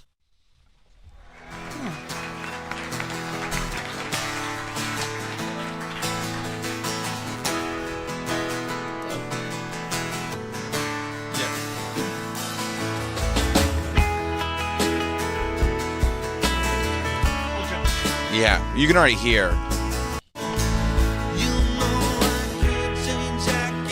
Yeah, 100%. That's a good 100%. song. Yeah. All right, let's turn that down. Ladies and gentlemen, Celebrity Hotline is ringing off the hook. Somebody that helped us break it down to 8 that is now here listening. Colin Quinn is on the phone. Colin, what's going on? I'm not listening. Lou was listening. She informed me that you guys knocked Lisa Loeb out. Yes, we did. Yes, we did. It's really ridiculous. You know, I ran into a fan the other day. Mm-hmm. We were talking about the thing, and we were talking about how Sam's drunk with power, and they all agreed. And then they go, some of those songs, they go, we don't even know some of those. And I was like, yeah, there was a couple of songs in there. It was ridiculous. And a couple of songs that you and like even the Flies. I forget the song. You know, Got You Where I Want You. Got You Where I Want You. Which I love that song. Mm-hmm. It didn't belong. I love that. I love that song. And I know it was the song of the summer for Daniel. Yeah. Guess what? It didn't belong in the top 32.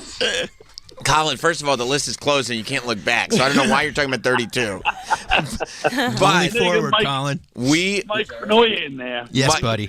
And by the way, he's also going to poison the waters because he's Oh. not going to vote for Lisa Loeb because it goes against every bit of his identity growing up as kind of like a rocker kid. You know what I mean? Like he's Yeah. probably sitting next to Troy right now, Yep. and the two of them are going over like, you can't have guys that. Anybody that benches over 200 when they're 19 should not be allowed to be in the contest. that's very fair. I mean, Lisa Loeb unfortunately got eliminated for the song "Bound for the Floor." Because the only reason that happened is because and by the way, we cited you when we did it for bringing up the 90s sound and the essence of what we're talking about, and we finally admitted that maybe, just maybe, Lisa Loeb did have another hit. Oh yeah, she did. So really, it's kind of your fault, Colin. No, but in a way, let's be honest, because I was around through all of this, so I remember her second hit was kind of forced based on how big her first hit was. People were like, you have to give her a second hit. It was in those days that was improper to just make somebody a one-hit wonder when they had a song that was that huge. It was very Let's Twist Again, Chubby Checker. So the battle that Colin, the battle, I would love, before you go to your input here, the battle that we're at now is Bittersweet Symphony versus Love Fool by the Cardigans. I mean, it's not a battle. Bittersweet Symphony wasn't written by those one-hit wonder. It's only one-hit wonder. What, they didn't write that song, right? Right. Well, they got in trouble. That's what I said, They got in Colin. trouble for they used the sample. It's a cover. Oh. No, it's not. Stop. So you think Love Fool by the Cardigans? I mean, it's not even a question. This is some Robin Thicke shit going on. Yeah. I mean, and once again, I know it's going on in Mike's mindset, which is he has to go back to his couple of fucking thrasher friends and be like, hey, I sort of kept the Cardigans out of there. No, sir. You might be right. Colin, do you want to be here while I vote? Yes. My vote is for Love Fool. Whoa. I am not a fan of. I think Bittersweet Symphony is one of the most overrated, boring songs. Whoa. Yeah. Whoa. I'm sorry. Hey. There's a man named Travis that's going to have a bone to pick with you about that. I know. But I'll stand by that vote. Okay. Wow. Colin, do you think you influenced that vote?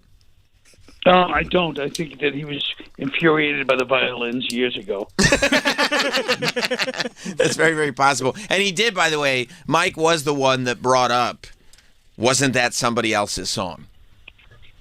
Oh, well, the only reason I didn't even know it was, but then the other day I was in there and you guys brought it up. Yeah. All right. Well, Colin, I appreciate your input. Good luck with the finals, and yeah. Yeah. Thank you. And I'm glad too that you voiced that outrage, because there are probably people out there that are just as outraged, and that needs to be heard. Oh, I guarantee there are. Oh, see you later. Love you, Colin. Thank you, Colin. Let's go to Jarrett in Charlotte. What's up, Jarrett? Hey, it's Garrett. Troy thought it was a J pronounced like I thought his name was Jared at first. He was mumbling. It's all right, man. Sound like the subway guy. Listen, I'm a little concerned about Mike's jam band. Oh wow. Nope. Interest. Yeah. See, this is the comment that made me call in was the '90s were about hope. The '90s had some hope, but there was a lot of darkness, man. I mean, yeah, bro. Look at, like the Pumpkins. Some of our best rock stars were the dying of Bittersweet heroin Symphony overdoses and murders. Yeah. No, yeah. I So, don't. This is not at all jam band. I am not. Please, no. I take this too seriously. I better. respect this genre way better. too much. I don't think that any of my picks have been at all jam band, whatever. Garrett, motivated. I'm glad that you're keeping him in check, though. I'm glad that you're keeping him in check, dude. Yeah, what he said is reassuring. I appreciate it, Mike. You got it, brother. Thank you, Garrett. I went back and took my '90s medication this week just to. Smart. I got Zoloft and Ritalin going through my veins right now. So that's You great. want to talk about sadness? I'm laughing to keep from crying, Bubba. You brought any for us?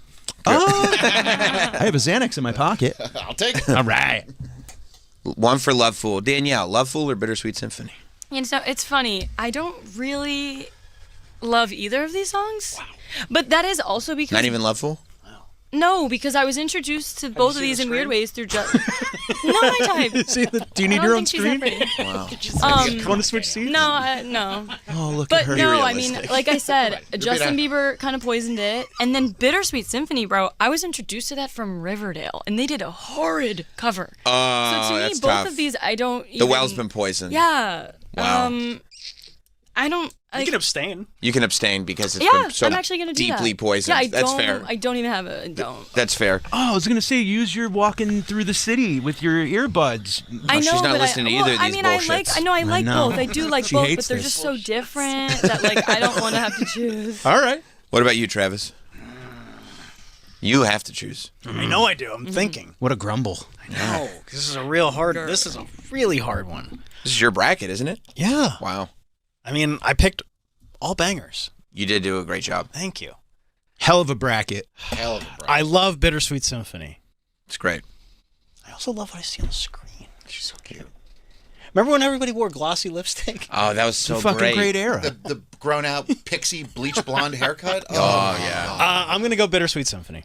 Boom. 1-1. Troy. I'm telling you, this is the hardest. Oh, my one. God. Look at Oh, those. my God. I mean, is she a puppy? I can't take Those it. fake contacts. No. I don't know. Doesn't matter. I don't think so. I think it's all real. Yeah. AI's not real. She's cute enough that you do have to pay the $150 to get her on the plane with you. Yeah. The little pet fee. Yeah. You don't have to put her in the cart. She goes, I know that you need me. Look Oh, at my that. God. Troy. Can I see what she looks like now? Doesn't matter. We already checked that. Okay. Like literally 2 days ago. Okay. Man, this is a tough one. Bittersweet Symphony sounds. It really is of that alternative rock era. Before you vote, Matt in Queensbury. Yeah, does anyone else think that Troy is sounding like he's getting all lathered up over these female guests? I think he needs to take a little break from his porn band so he can clear the fog, I think. I think you might be right. We at least need to douse him with cold water before he votes. Those baggy pants are coming in handy today. Yeah. You know, man. Yeah, it's really Bittersweet Symphony is very alternative rock. It is when you compare these two, Loveful takes you on more of a journey sonically. But remember when he goes to that part where he's like, I can change. Yeah, it's great. It's great. It's really good. And you know, I would have probably said otherwise in the 90s, but I'm telling you, here we are now, looking back. Mm-hmm. I'm going with Loveful. Wow. Yeah. Wow.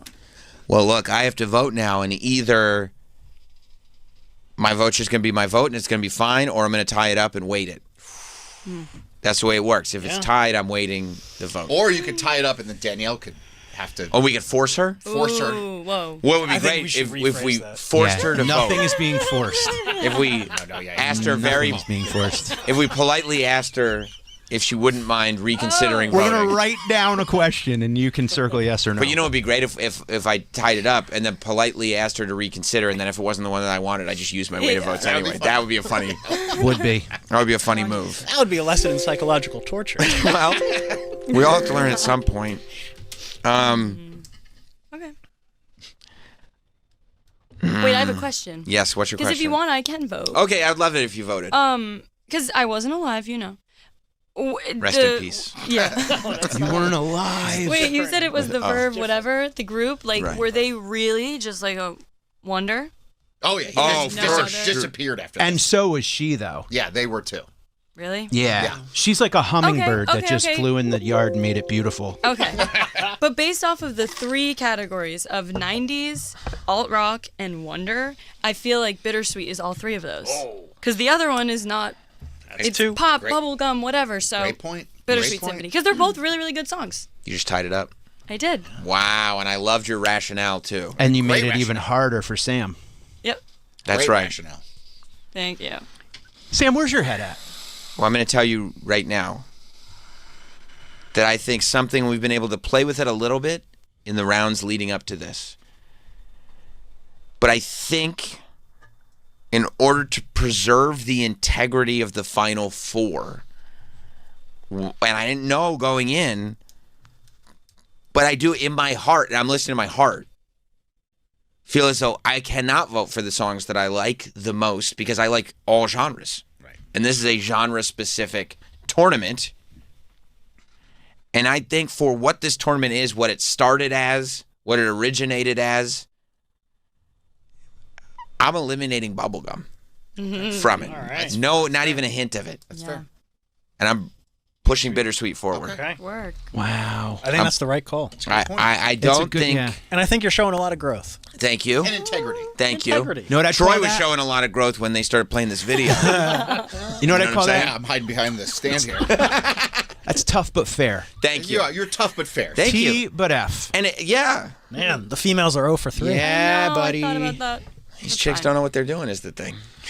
Because they're chicks. Yeah, I mean, what do you expect? Both of these bullshits. Good, but not great. No, I mean, it just boils down to the spirit of the genre and how we started this. You're 'Cause right. If you remember, we started this, I think, right after the Titanic launch. Grungy, very movie soundtracky, which we've already said, especially for this genre and era, being movie soundtracky is actually very, very important. Very important. Because you would buy soundtracks like you'd buy albums. You'd be exposed, that's how half the time you'd be exposed to new music. Soundtracks. You'd buy a soundtrack for a movie that had like one good song on it that you liked. Yep. So you buy the soundtrack and then you'd be like, yo, who is this? Oh, it was in Can't Hardly Wait. Yes. Yes, it was. What scene? Yes, it was. And Can't Hardly Wait is like, do you like, you've seen it? Yeah, I love that movie. It's so good. Oh, it plays when Jennifer Love Hewitt's character first walks into the high school party. Yes, of Which course is, it does. which is, I mean, talk about angels. Did anybody order a love burger? Remember the band? Oh, yeah. Oh, yeah. Jennifer Love Hewitt. No, man, that, oof. But that has nothing to do with, No. with Sneaker Pimps. Can I see her on the? Mike, do not put up a picture of Jennifer Love Hewitt. I put up the singer of Sneaker Pimps. Oh, that's been. Oh, here's the scene. You could turn. Yep. Yeah. Beth, we need to talk. I mean. In fact, we all need. Oh my God! Listen to what they're playing. Oh, that's right, cool. guys. More human than human. Can't believe she came. She was just broken up with. Oh my God! It's Jamie perfect. Presley. Jamie Presley, It's so icon. Oh my God. She's newly single, and every boy in high school is going to say, "Tonight's the night." Her hair's so voluptuous. Yeah, it is. It is. It is. It is voluptuous Look at hair. Yeah. Jennifer Love Hewitt. I love Jennifer. Peak Jennifer Love Hewitt too. Yeah. Oh. Amanda Beckett. Amanda Beckett. Who wasn't in love with Amanda Beckett? I'd rather see the world from another angle. She quotes Jewel. She quotes Jewel. Yeah. I mean, she's perfect. You can't get more 90s. She's perfect. All right. I'm so glad We have to you get into showed a that. serious conversation. Sorry. Because sorry, this is a big deal. Okay? Six Underground, and you can see how important and impactful Six Underground and Sneaker Pimps are. Sets the mood. And by the way, the UK loves the Sneaker Pimps too. Yes, they do. Big in the UK. Huge. More than one hit. I mean, Are Sneaker Pimps doing like? They have another song. That was an argument I had. Yeah. They had a song called Spin Spin Sugar. That is fucking phenomenal too. No, I know. Moot Yeah. point. It's a moot point. I'm just saying how like Germans love David Hasselhoff. Right. The UK loves Sneaker Pimps. But Spin Fin Sugar wasn't like an alternative I don't know if hit. it- I don't know if like it's a it doesn't. hit, but It's it was not in gonna. movies. It's not Danielle, gonna change my. Tell them what it is. Moot point. Thank you. Wow. Also, the list is closed. Yeah, what are we arguing Mike about? did What? ask. I Did was they have asking. another- yeah, That's all. so I But answered wait, his what are we question. going to argue about if they had another hit? We're literally making the final four. Well, I already know my vote. You do? Whoa. This is Oh my God. Is it no-brainer? Yeah, I know. I mean, yeah. this Whoa. is the easiest bracket of all brackets. Troy? Oh, and it was an American Pie. Mike, you have to love that. I did. Montone? Other Mike. I mean, this is the movie. I love to. You know what? Here's what I love. That we were all now it's sitting Can't here. Hardly Wait No, was- yeah, we were all sitting here praising Can't Hardly Wait, and Mike was like, "What the hell are they talking about? American Pie." Like great. You had Sneaker Pimps. I Can't Hardly Wait. Stifler's mom, dude. Flagpole Sitta was an American Pie. You guys were writing and rewriting your little love letters. Yeah. I was sticking my dick in fucking pastry. Get ready. You're 100% right. Nadia was coming. He fucked a pie. Fucked a pie. And then surreptitiously recorded Nadia. Well, it was the 90s. I forgot. You were allowed to do that. You were. And watch with friends. And so cool in that song, but it's a no-brainer for me, Flagpole Sitta. Mike, I'm assuming you feel the same way? My nickname in high school was Fanoia, because I was stoned all the time. So, That's perfect. Flagpole Sitta. Now, Danielle. Yeah. How do you feel about the fact that you were the one that brought forward, oh my God, this song was in Can't Hardly Wait, and then you find out Flagpole Sitta is an American Pie? No. This Flagpole Sitta actually was also in Disturbing Behavior. The scene when Katie Holmes is running through the insane asylum. Oh it's my so good. goodness. So That's huge. That's a credit to it. yeah, those are two of my favorite movies. Well, I love American Pie too. Got to.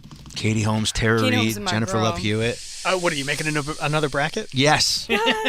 Getting prepared for the next competition. Sarah Michelle Gellar. Yeah, and honestly, Flagpole Sitta was my other song of the summer because they both were in Disturbing Behavior. By the way, that's one of my favorite things about you is you have your own songs of the summer that were previously songs of other summers. 30 years ago. Yeah. We all do. Yeah. What's the song of the summer? I would say Flagpole Sitta. All my friends are like, can you change the song? No, what's the song of the summer? Everyone's listening to this. So This could have been a song you were So conceived you're not going to. You're not going Six Underground? I can't Wow. because it's just in the song it's good, but obviously that scene and everything is just Travis? Six Underground has gone as far as it can. Well, we'll see because I have weighted chairs. That would be a big. That would be. Old Sam would have done it just to rabble rouse, but I have too much I integrity. mean, you have somebody angry at you. Thank I know. It's like, why are you doing this? Yeah, like, what are you you wasted doing? all our time. Yeah, this is all a big waste of time. What, so you could do one of your little Sam bits? You know what I mean? I don't want to do that. I don't want to do that. Flagpole Sitta obviously moves forward. Our final four is here. Damn! all the girls are out. All the girls are out. Yeah. Whatever. It was the 90s. Yeah, that's true. That's true. Lilith Fair was great, but, you know, it wasn't Lollapalooza. No. Courtney Cox, Jennifer Aniston. You know, it was great. It's great. Thank Not you for everything. Lollapalooza. Lollapalooza one year had Metallica and Rancid. Like, enjoy Tori Amos or whatever. And the Jim Rose Circus Sideshow. Yeah. Yeah. Probably some Jello Biafra in there, too. For sure. With lard, probably. Yes. Yes, absolutely. Let's go to Ed in New York. What's up, Ed? Hi, guys. The Hi. fact that we're sitting here having a whole bracket for Flagpole Sitta, they're the top 90 song, top You can't 90s just- alter, whatever. Yeah, the I understand, list Ed. is. You can't just say it. You can't just say it. You got to prove your case. Flag. This is not what you're saying is not Flagpole Sitta- scientific. Well, there's no science behind it. We know it. We hear it. Listen to it. That's not how you do that. Thank you, Ed. We'll get there. You have a grown-up conversation about it. Exactly. You That let- sounded like a Thanksgiving.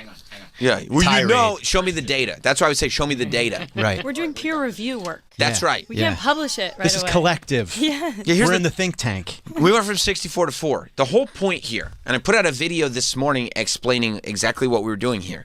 Like, there will be no discussion after today. Anywhere. Not just in this room. Anywhere.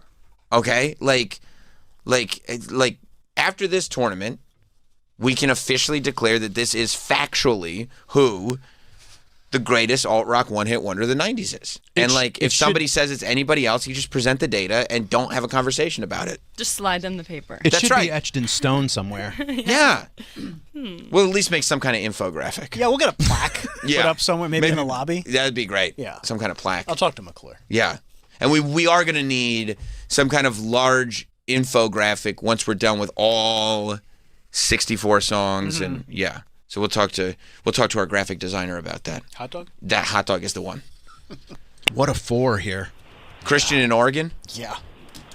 Hey guys, I just wanted to comment that Sam is really seeming DTF this tournament, dominating the fairness. That's all. Meaning that I am extremely fair?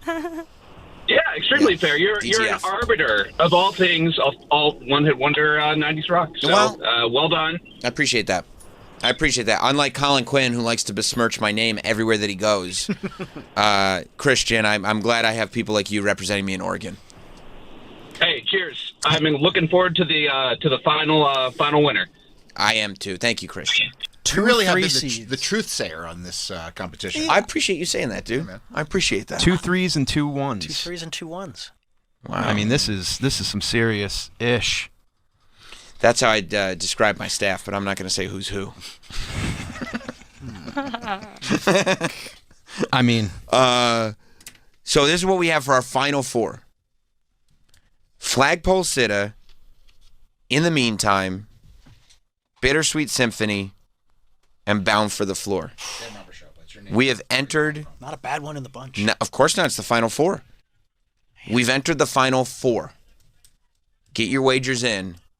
We find out who the greatest alt-rock one-hit wonder of the 90s is right after this.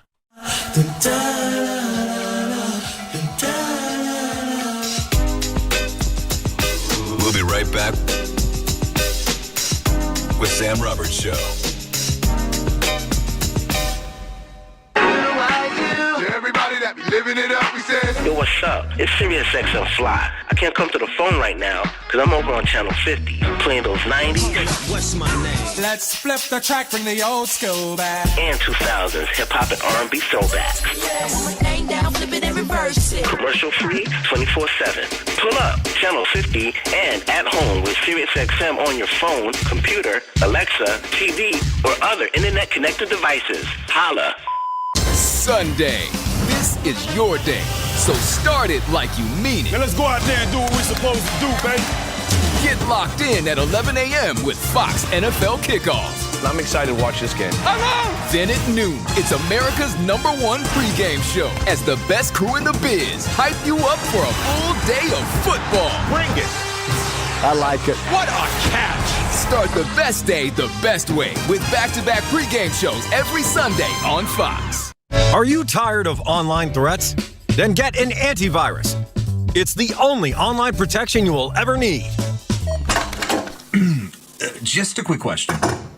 Does it encrypt your online traffic the same as NordVPN? No, but it protects your device. Just pop that CD in and you're good to go. But it will stop your internet service provider and other snoopers from monitoring you online, right? Oh, no, not really. It won't stop online snoopers or block annoying ads. In fact, forget what I said at the beginning of this ad. This ad is now about NordVPN. I just realized that an antivirus is only half protection online. So get better online protection with the NordVPN Black Friday deal. It will encrypt your traffic, protect you from malware and phishing, and stop annoying ads. This Black Friday, get NordVPN with 73% off and enjoy 3 extra months. Yeah! If you owe the IRS or state, if you've received a levy or garnishment notice, the worst thing you can do is ignore it. The problem isn't going away, and the longer you put it off, the more penalties and interest keep piling up. So what should you do? Call a company that can help. The experts at Rush Tax Resolution know how to fight the IRS and win. Rush Tax is A+ rated with the BBB, and they've helped thousands of people put an end to their tax problems for good. And if you're a business owner and owe payroll taxes, did you know the IRS can shut you down and come after you personally? Rush Tax helps business owners stay in business. They've even been able to stop levies and garnishments the same day. Call 800-485-3021 now, and Rush Tax will tell you upfront and for free if they can help. And they only take cases they know they can help. 800-485-3021. 800-485-3021. 800-485-3021. Or rushtaxresolution.com. Chuck McDowell, here to save you money with Red Pocket Mobile. At Red Pocket, you get wireless service starting at just $10 a month for unlimited talk, text, and data forever. Plus, Red Pocket gives you all 3 major 5G networks to choose from for the best coverage you've ever had. Red Pocket Mobile, your new ultimate cell carrier. I see Red Pocket Mobile. Red Pocket Mobile. Oh, Red Pocket Mobile.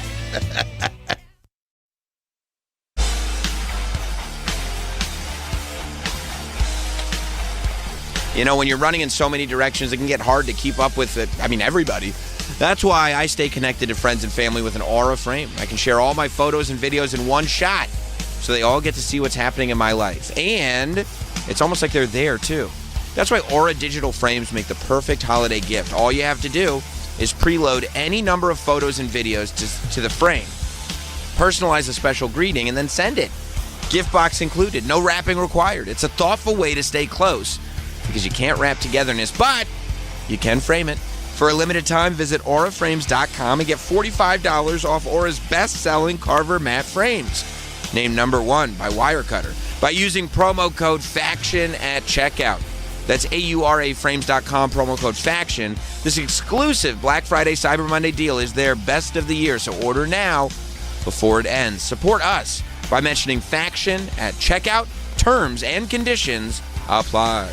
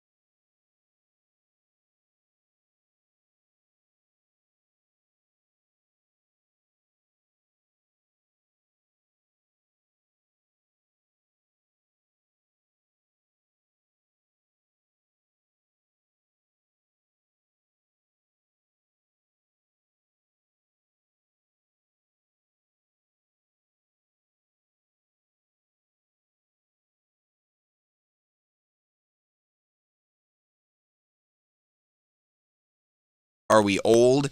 Comes out every Wednesday. And here we are with our final four. Space Hog, via their Instagram account, they're very excited about the tournament and their placement in it. I did let them know this morning that they advanced to the Final Four, despite the geriatric producer of your program having an issue with the bridge. Their official statement on the matter is that the bridge is, in fact, the best part. Yeah, thank you, Space Hog. What? I'm voting for In the Meantime. What's your name? Where are you calling from? Danielle? Advance to the finals. This is for the finals, dude. Based off that new info that Andy just said, the fact that they think that that's a good bridge makes me question their credibility, which then reminds me how bad the singer is. And then on top of that, Bound for the Floor, aside from the beat, I just love how it's the same, you just don't get it, but over and over again. Then he starts screaming it, and then the notes change. So, Bound for the Floor. Okay, we do have actual tangible evidence. Oh. That's Andy said that. 1 hour ago, Andy sent a DM to Space Hog. Oh, my God. That said, update, Meantime has defeated Mazzy Star and now into the Final Four. The show's geriatric producer, Troy. I don't know why you have to Why- say that. why do you have to- What good does that do? Why is it, and it's talking to Space Hog. Mike, did you hear that? The show's geriatric producer, Troy, attempted to poison the well by attacking the song's bridge, but it prevailed. Space Hog replied, "Oh, wow. The bridge is the best thing about the song. Andy, thanks for the update. Nail biting." You know what? Can I comment? Mm-hmm. Yeah, that's what you say when you know something sucks. That's the best part.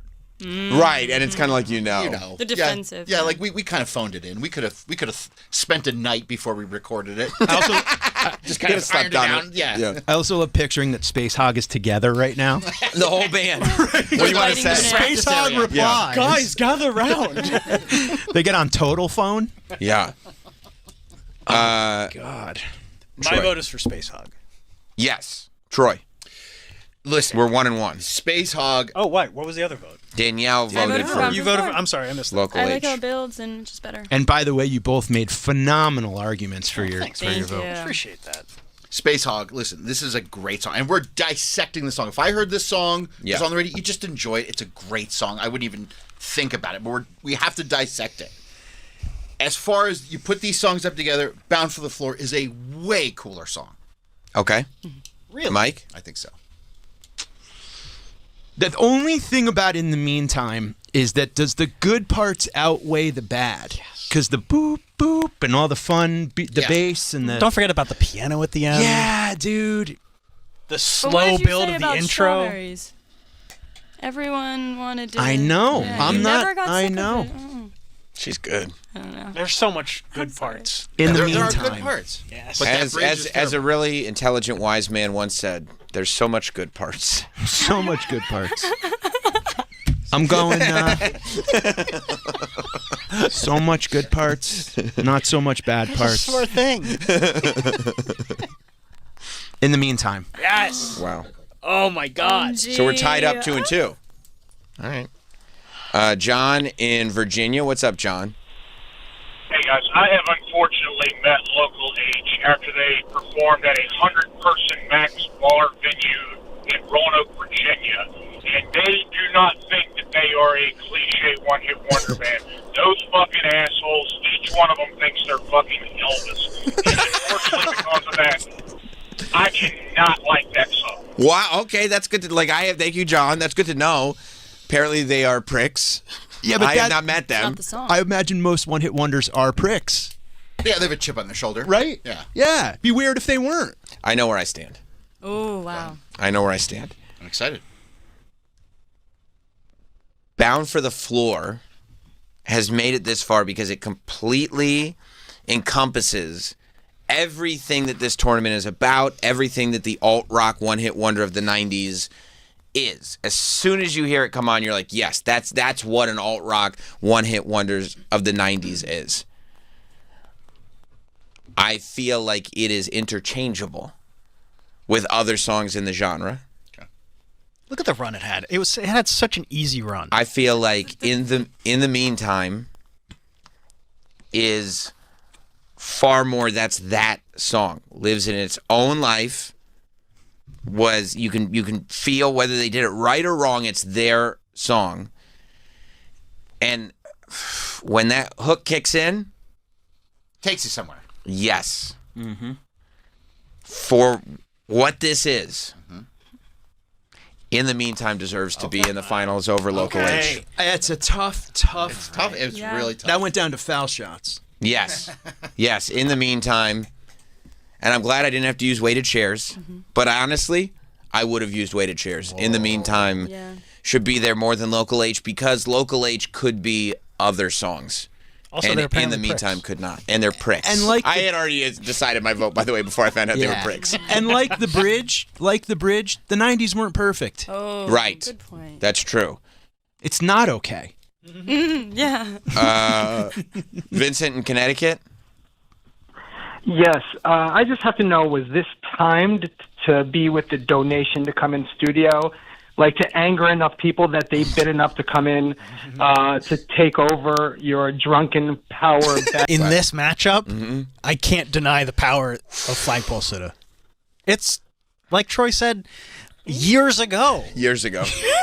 It's a perfect song. Didn't he tell you that through a tin can? Yeah, he texted it to me on our Nokias. I was playing Snake. Were you playing? And he said, this is the perfect song. Awesome. I was playing Brick Breaker while listening to you guys talk about it. Danielle? Retweet. Whoa. Come on, bro. I mean, Troy, I know how you feel. I'm going bittersweet. Wouldn't that be great? What a geriatric move. It'd be amazing. I have weighted chairs, though. Yeah, that's true. You like Richard Ashcroft that much? Of course. Harvey Danger advances. Flagpole Sitta. Oh. So your finals. This is crazy, bro. Wow. Your finals in the alt-rock one-hit wonders of the 90s tournament. Your final matchup after 64. Sam Robert Show. What's your name? Done in a way, I mean, you know. What's your name? People can say whatever they want to say. What do you got, buddy? But it is impossible to say that this was done in any way that was not fair. This is as scientific as anything I've ever seen anything done. Neil deGrasse Tyson could never. I think the triple threat match was a little... Why are you going backwards? That was your mistake. That was your mistake. You fucked up. Yeah, but you should have just been like, oh, yeah, that's a mistake. I love triple threat matches. Dude, this is what we play for. Space Hog versus Harvey Danger couldn't be a better matchup. Oh, man. This is like two rival schools meeting in a parking lot in Wait, the 90s. question. Do we listen to the full song now? Now we know these songs. Okay. know 'em like the I back just of our didn't know hands. if there was like the beginning or the ending of one where it's like, just We sit know and 'em listen. front to back because we even played the bad part of it in the meantime. Don't forget. Stop saying that. Both of these songs have very unique endings. Yeah, and I kind of I need And I very need to unique remember. beginnings. And in the meantime has that horrible part in the middle. Which we keep only hearing that. Not okay. Let's hear a little in the meantime. Are we starting? Well, no, we don't have to do. Are we starting what? Are we starting the finals? We're starting the finals. You've I would gotta argue go with Flagpole Sitta is more. If one of the two is more bubblegum, it's Flagpole Sitta. And you said not an ounce of bubblegum, brother. I You did said say it that. earlier. It's a great point, Jeff. Oh wow. It's a great point. All right. Damn, Jeff. Thank you. I love you guys. I love you Bye. too. Canada. You said you were here to kick ass and chew bubblegum. And I'm all out of bubblegum. So what kicks ass? And in the meantime, does kick ass. Yeah, it does. And there's way less bubblegum in the meantime. Way more rock. Do you want to hear them again? Oh, but Mike brings up a great point.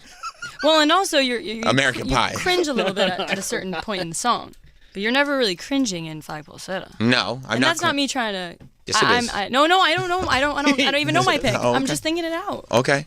Okay. real. I believe you. But it is bubblegum. It is. It is I bubblegum. can picture like some ponies. Right. Like the You know, Deftone dance move. ponies? Yeah. like the Galloping little ponies. Okay. Doing a little dance. Like the dance move. Yeah, a little. Yeah. No, it's a dance move. How rad would it be? Unicorns. I get it. Lisa Frank. I understand. Jordan in New Jersey. What's up, Jordan? What's up, guys? Mike might be able to, Montone might be able to attest to this. As a kid in the 90s, there was a place called Sports World on Route 17 in Paramus, New Jersey. Oh, it was sure. an indoor arcade. Yeah. I remember there being a drum simulation machine that came out, and I was a drummer, and Flagpole Sitta was like the song to play on that thing. I learned how to play the drums. I learned how to play that song. I mean, that's There's Paramus. nothing more 90s than fountain soda, shitty pizza, pinball, video games, the old X-Men video game. Like, that is all 90s, man. There's no way you can defeat that. I And it's believe a they fucking had great batting song. cages and mini golf as well. Yeah, they had like VR before it was VR. They would put That's you in sick. this like a vest with a head thing on, and you'd go on a treadmill. Dude, it was the 90s. That was it. That's sick. There's That no way sounds this song amazing. is not winning. And then to Taco Bell on the way home. Oh yeah, with $3 in your pocket. Yeah. Now, Mike, you've been quiet for a lot of these battles, voluntarily so. You didn't have a horse in the fight. However, it feels like you very much have a horse in this fight. Yeah, I mean, it's American Pie. This is my secretariat. All right, I'm putting down a vote for Mike. So you're big Flagpole Sitta guy. And I mean that we had a caller bring in Route 17 in Paramus. Where else did I That's spend massive. my youth? But rolling up and down Route 17, even all the way up into the Romantic Depot days. Wow. Wow, man. Route 17 grew up with you. Yeah. Yeah. Oh, big time. Those are your formative years. Talk about a coming of age story. Literally. Wow. Matt in New Jersey. What's up, Matt? Hey guys, so for me, it's a matter of, it's not about Sports World. That shit is gay. It is Okay. more about, do you want to get wasted at the beginning, which is your Flagpole Sitta. That's the start of the night. The end of the night is Space Hog, when you're wasted and you're reminiscing.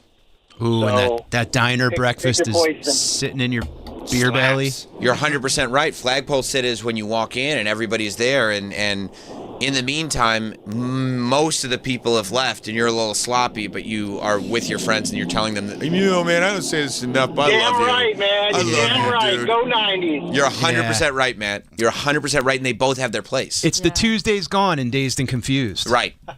Right. They're both necessary. Okay, so we have Great point. We're gonna have extra votes in this one because Mike is making his voice heard, and I appreciate that, Mike Montone. Yeah, old beer tears over here calling Sports World gay. Good for you. Good for you, bro.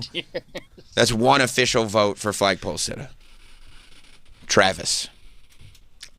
You have been the biggest advocate for In the Meantime from the beginning. Yeah, I have. I really think it's the greatest alt-rock one-hit wonder of the 90s. That's a vote. That's the vote. Wow. I love that. I really do. I love that. I thought it before this tournament. and hopefully I'll be allowed to continue to think it. However, I do know that whatever wins here is official. It's factual. Yes, so I would have to Fact-based. change my mind. Danielle, Mud Crunkies. Right. Feel the same way. You know, you do. I was thinking Mud Crunkies. I was thinking the same thing. Flagpole Sitta. Whoa! Like I said, song of the summer. Is it the bridge? No, it's not just the bridge. It's Okay. Flagpole is such a good song. It's a It great slows song. down, So it harmonies. good. It's just. It's But in the meantime, it's a great song too. yeah, but not 100%. Mm. And Flagpole to me is 100%. All killer, no filler. That's what you're saying. Yeah. I love all killer, no filler. Fenoya. I can't fault you guys. You guys know I listen to the show as a fan and as a person that comes on. I agree with most shit you say. Nice. When I heard Troy Uh-oh. say Flagpole Sitta is the best song, one-hit wonder, alt rock of all time, I said, "You're dead on, brother." Whoa! I could not agree more. I've loved this song since the moment I heard it, and I love it more every time I hear it. Flagpole Sitta. Now, Troy. Yeah. Back, this is pre-pandemic. Yeah. You presented us. You didn't even have that beard yet. No. BC, before COVID. A clean-shaven dude. No Single? work from home. Single. Before you had met your fiance, now wife. Yeah. You presented an opinion. Yeah. That Flagpole Sitta was the greatest alt-rock one-hit wonder of the 90s. And we put that theory to test. Yes. And we created... We judged every single song in existence. And we narrowed it down to 64. Yep. And we gave it a fair shot. There was a draft. There was everything. Everything done fairly. The whole 9 yards. My question is, at the end of this thing, when it's paired up against the song In the Meantime by Space Hog, which is an incredible song. Incredible. Do you still feel the same way? In the Meantime is an excellent song, and it is where it deserves to be.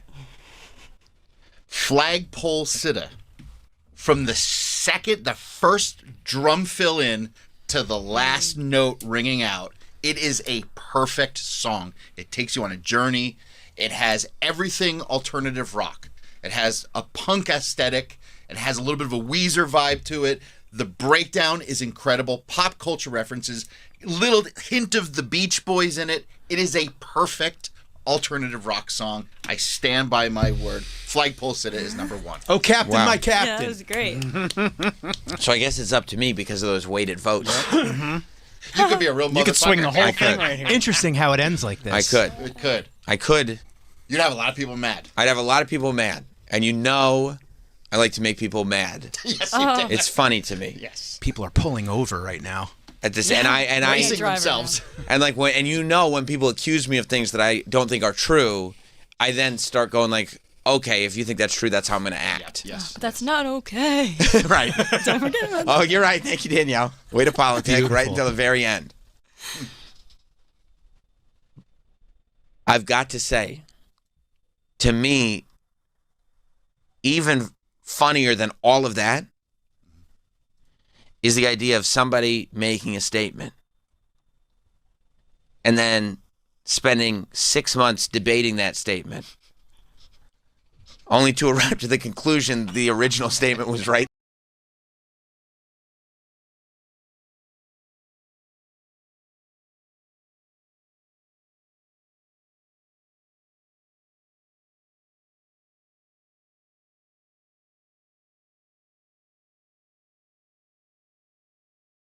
Is the number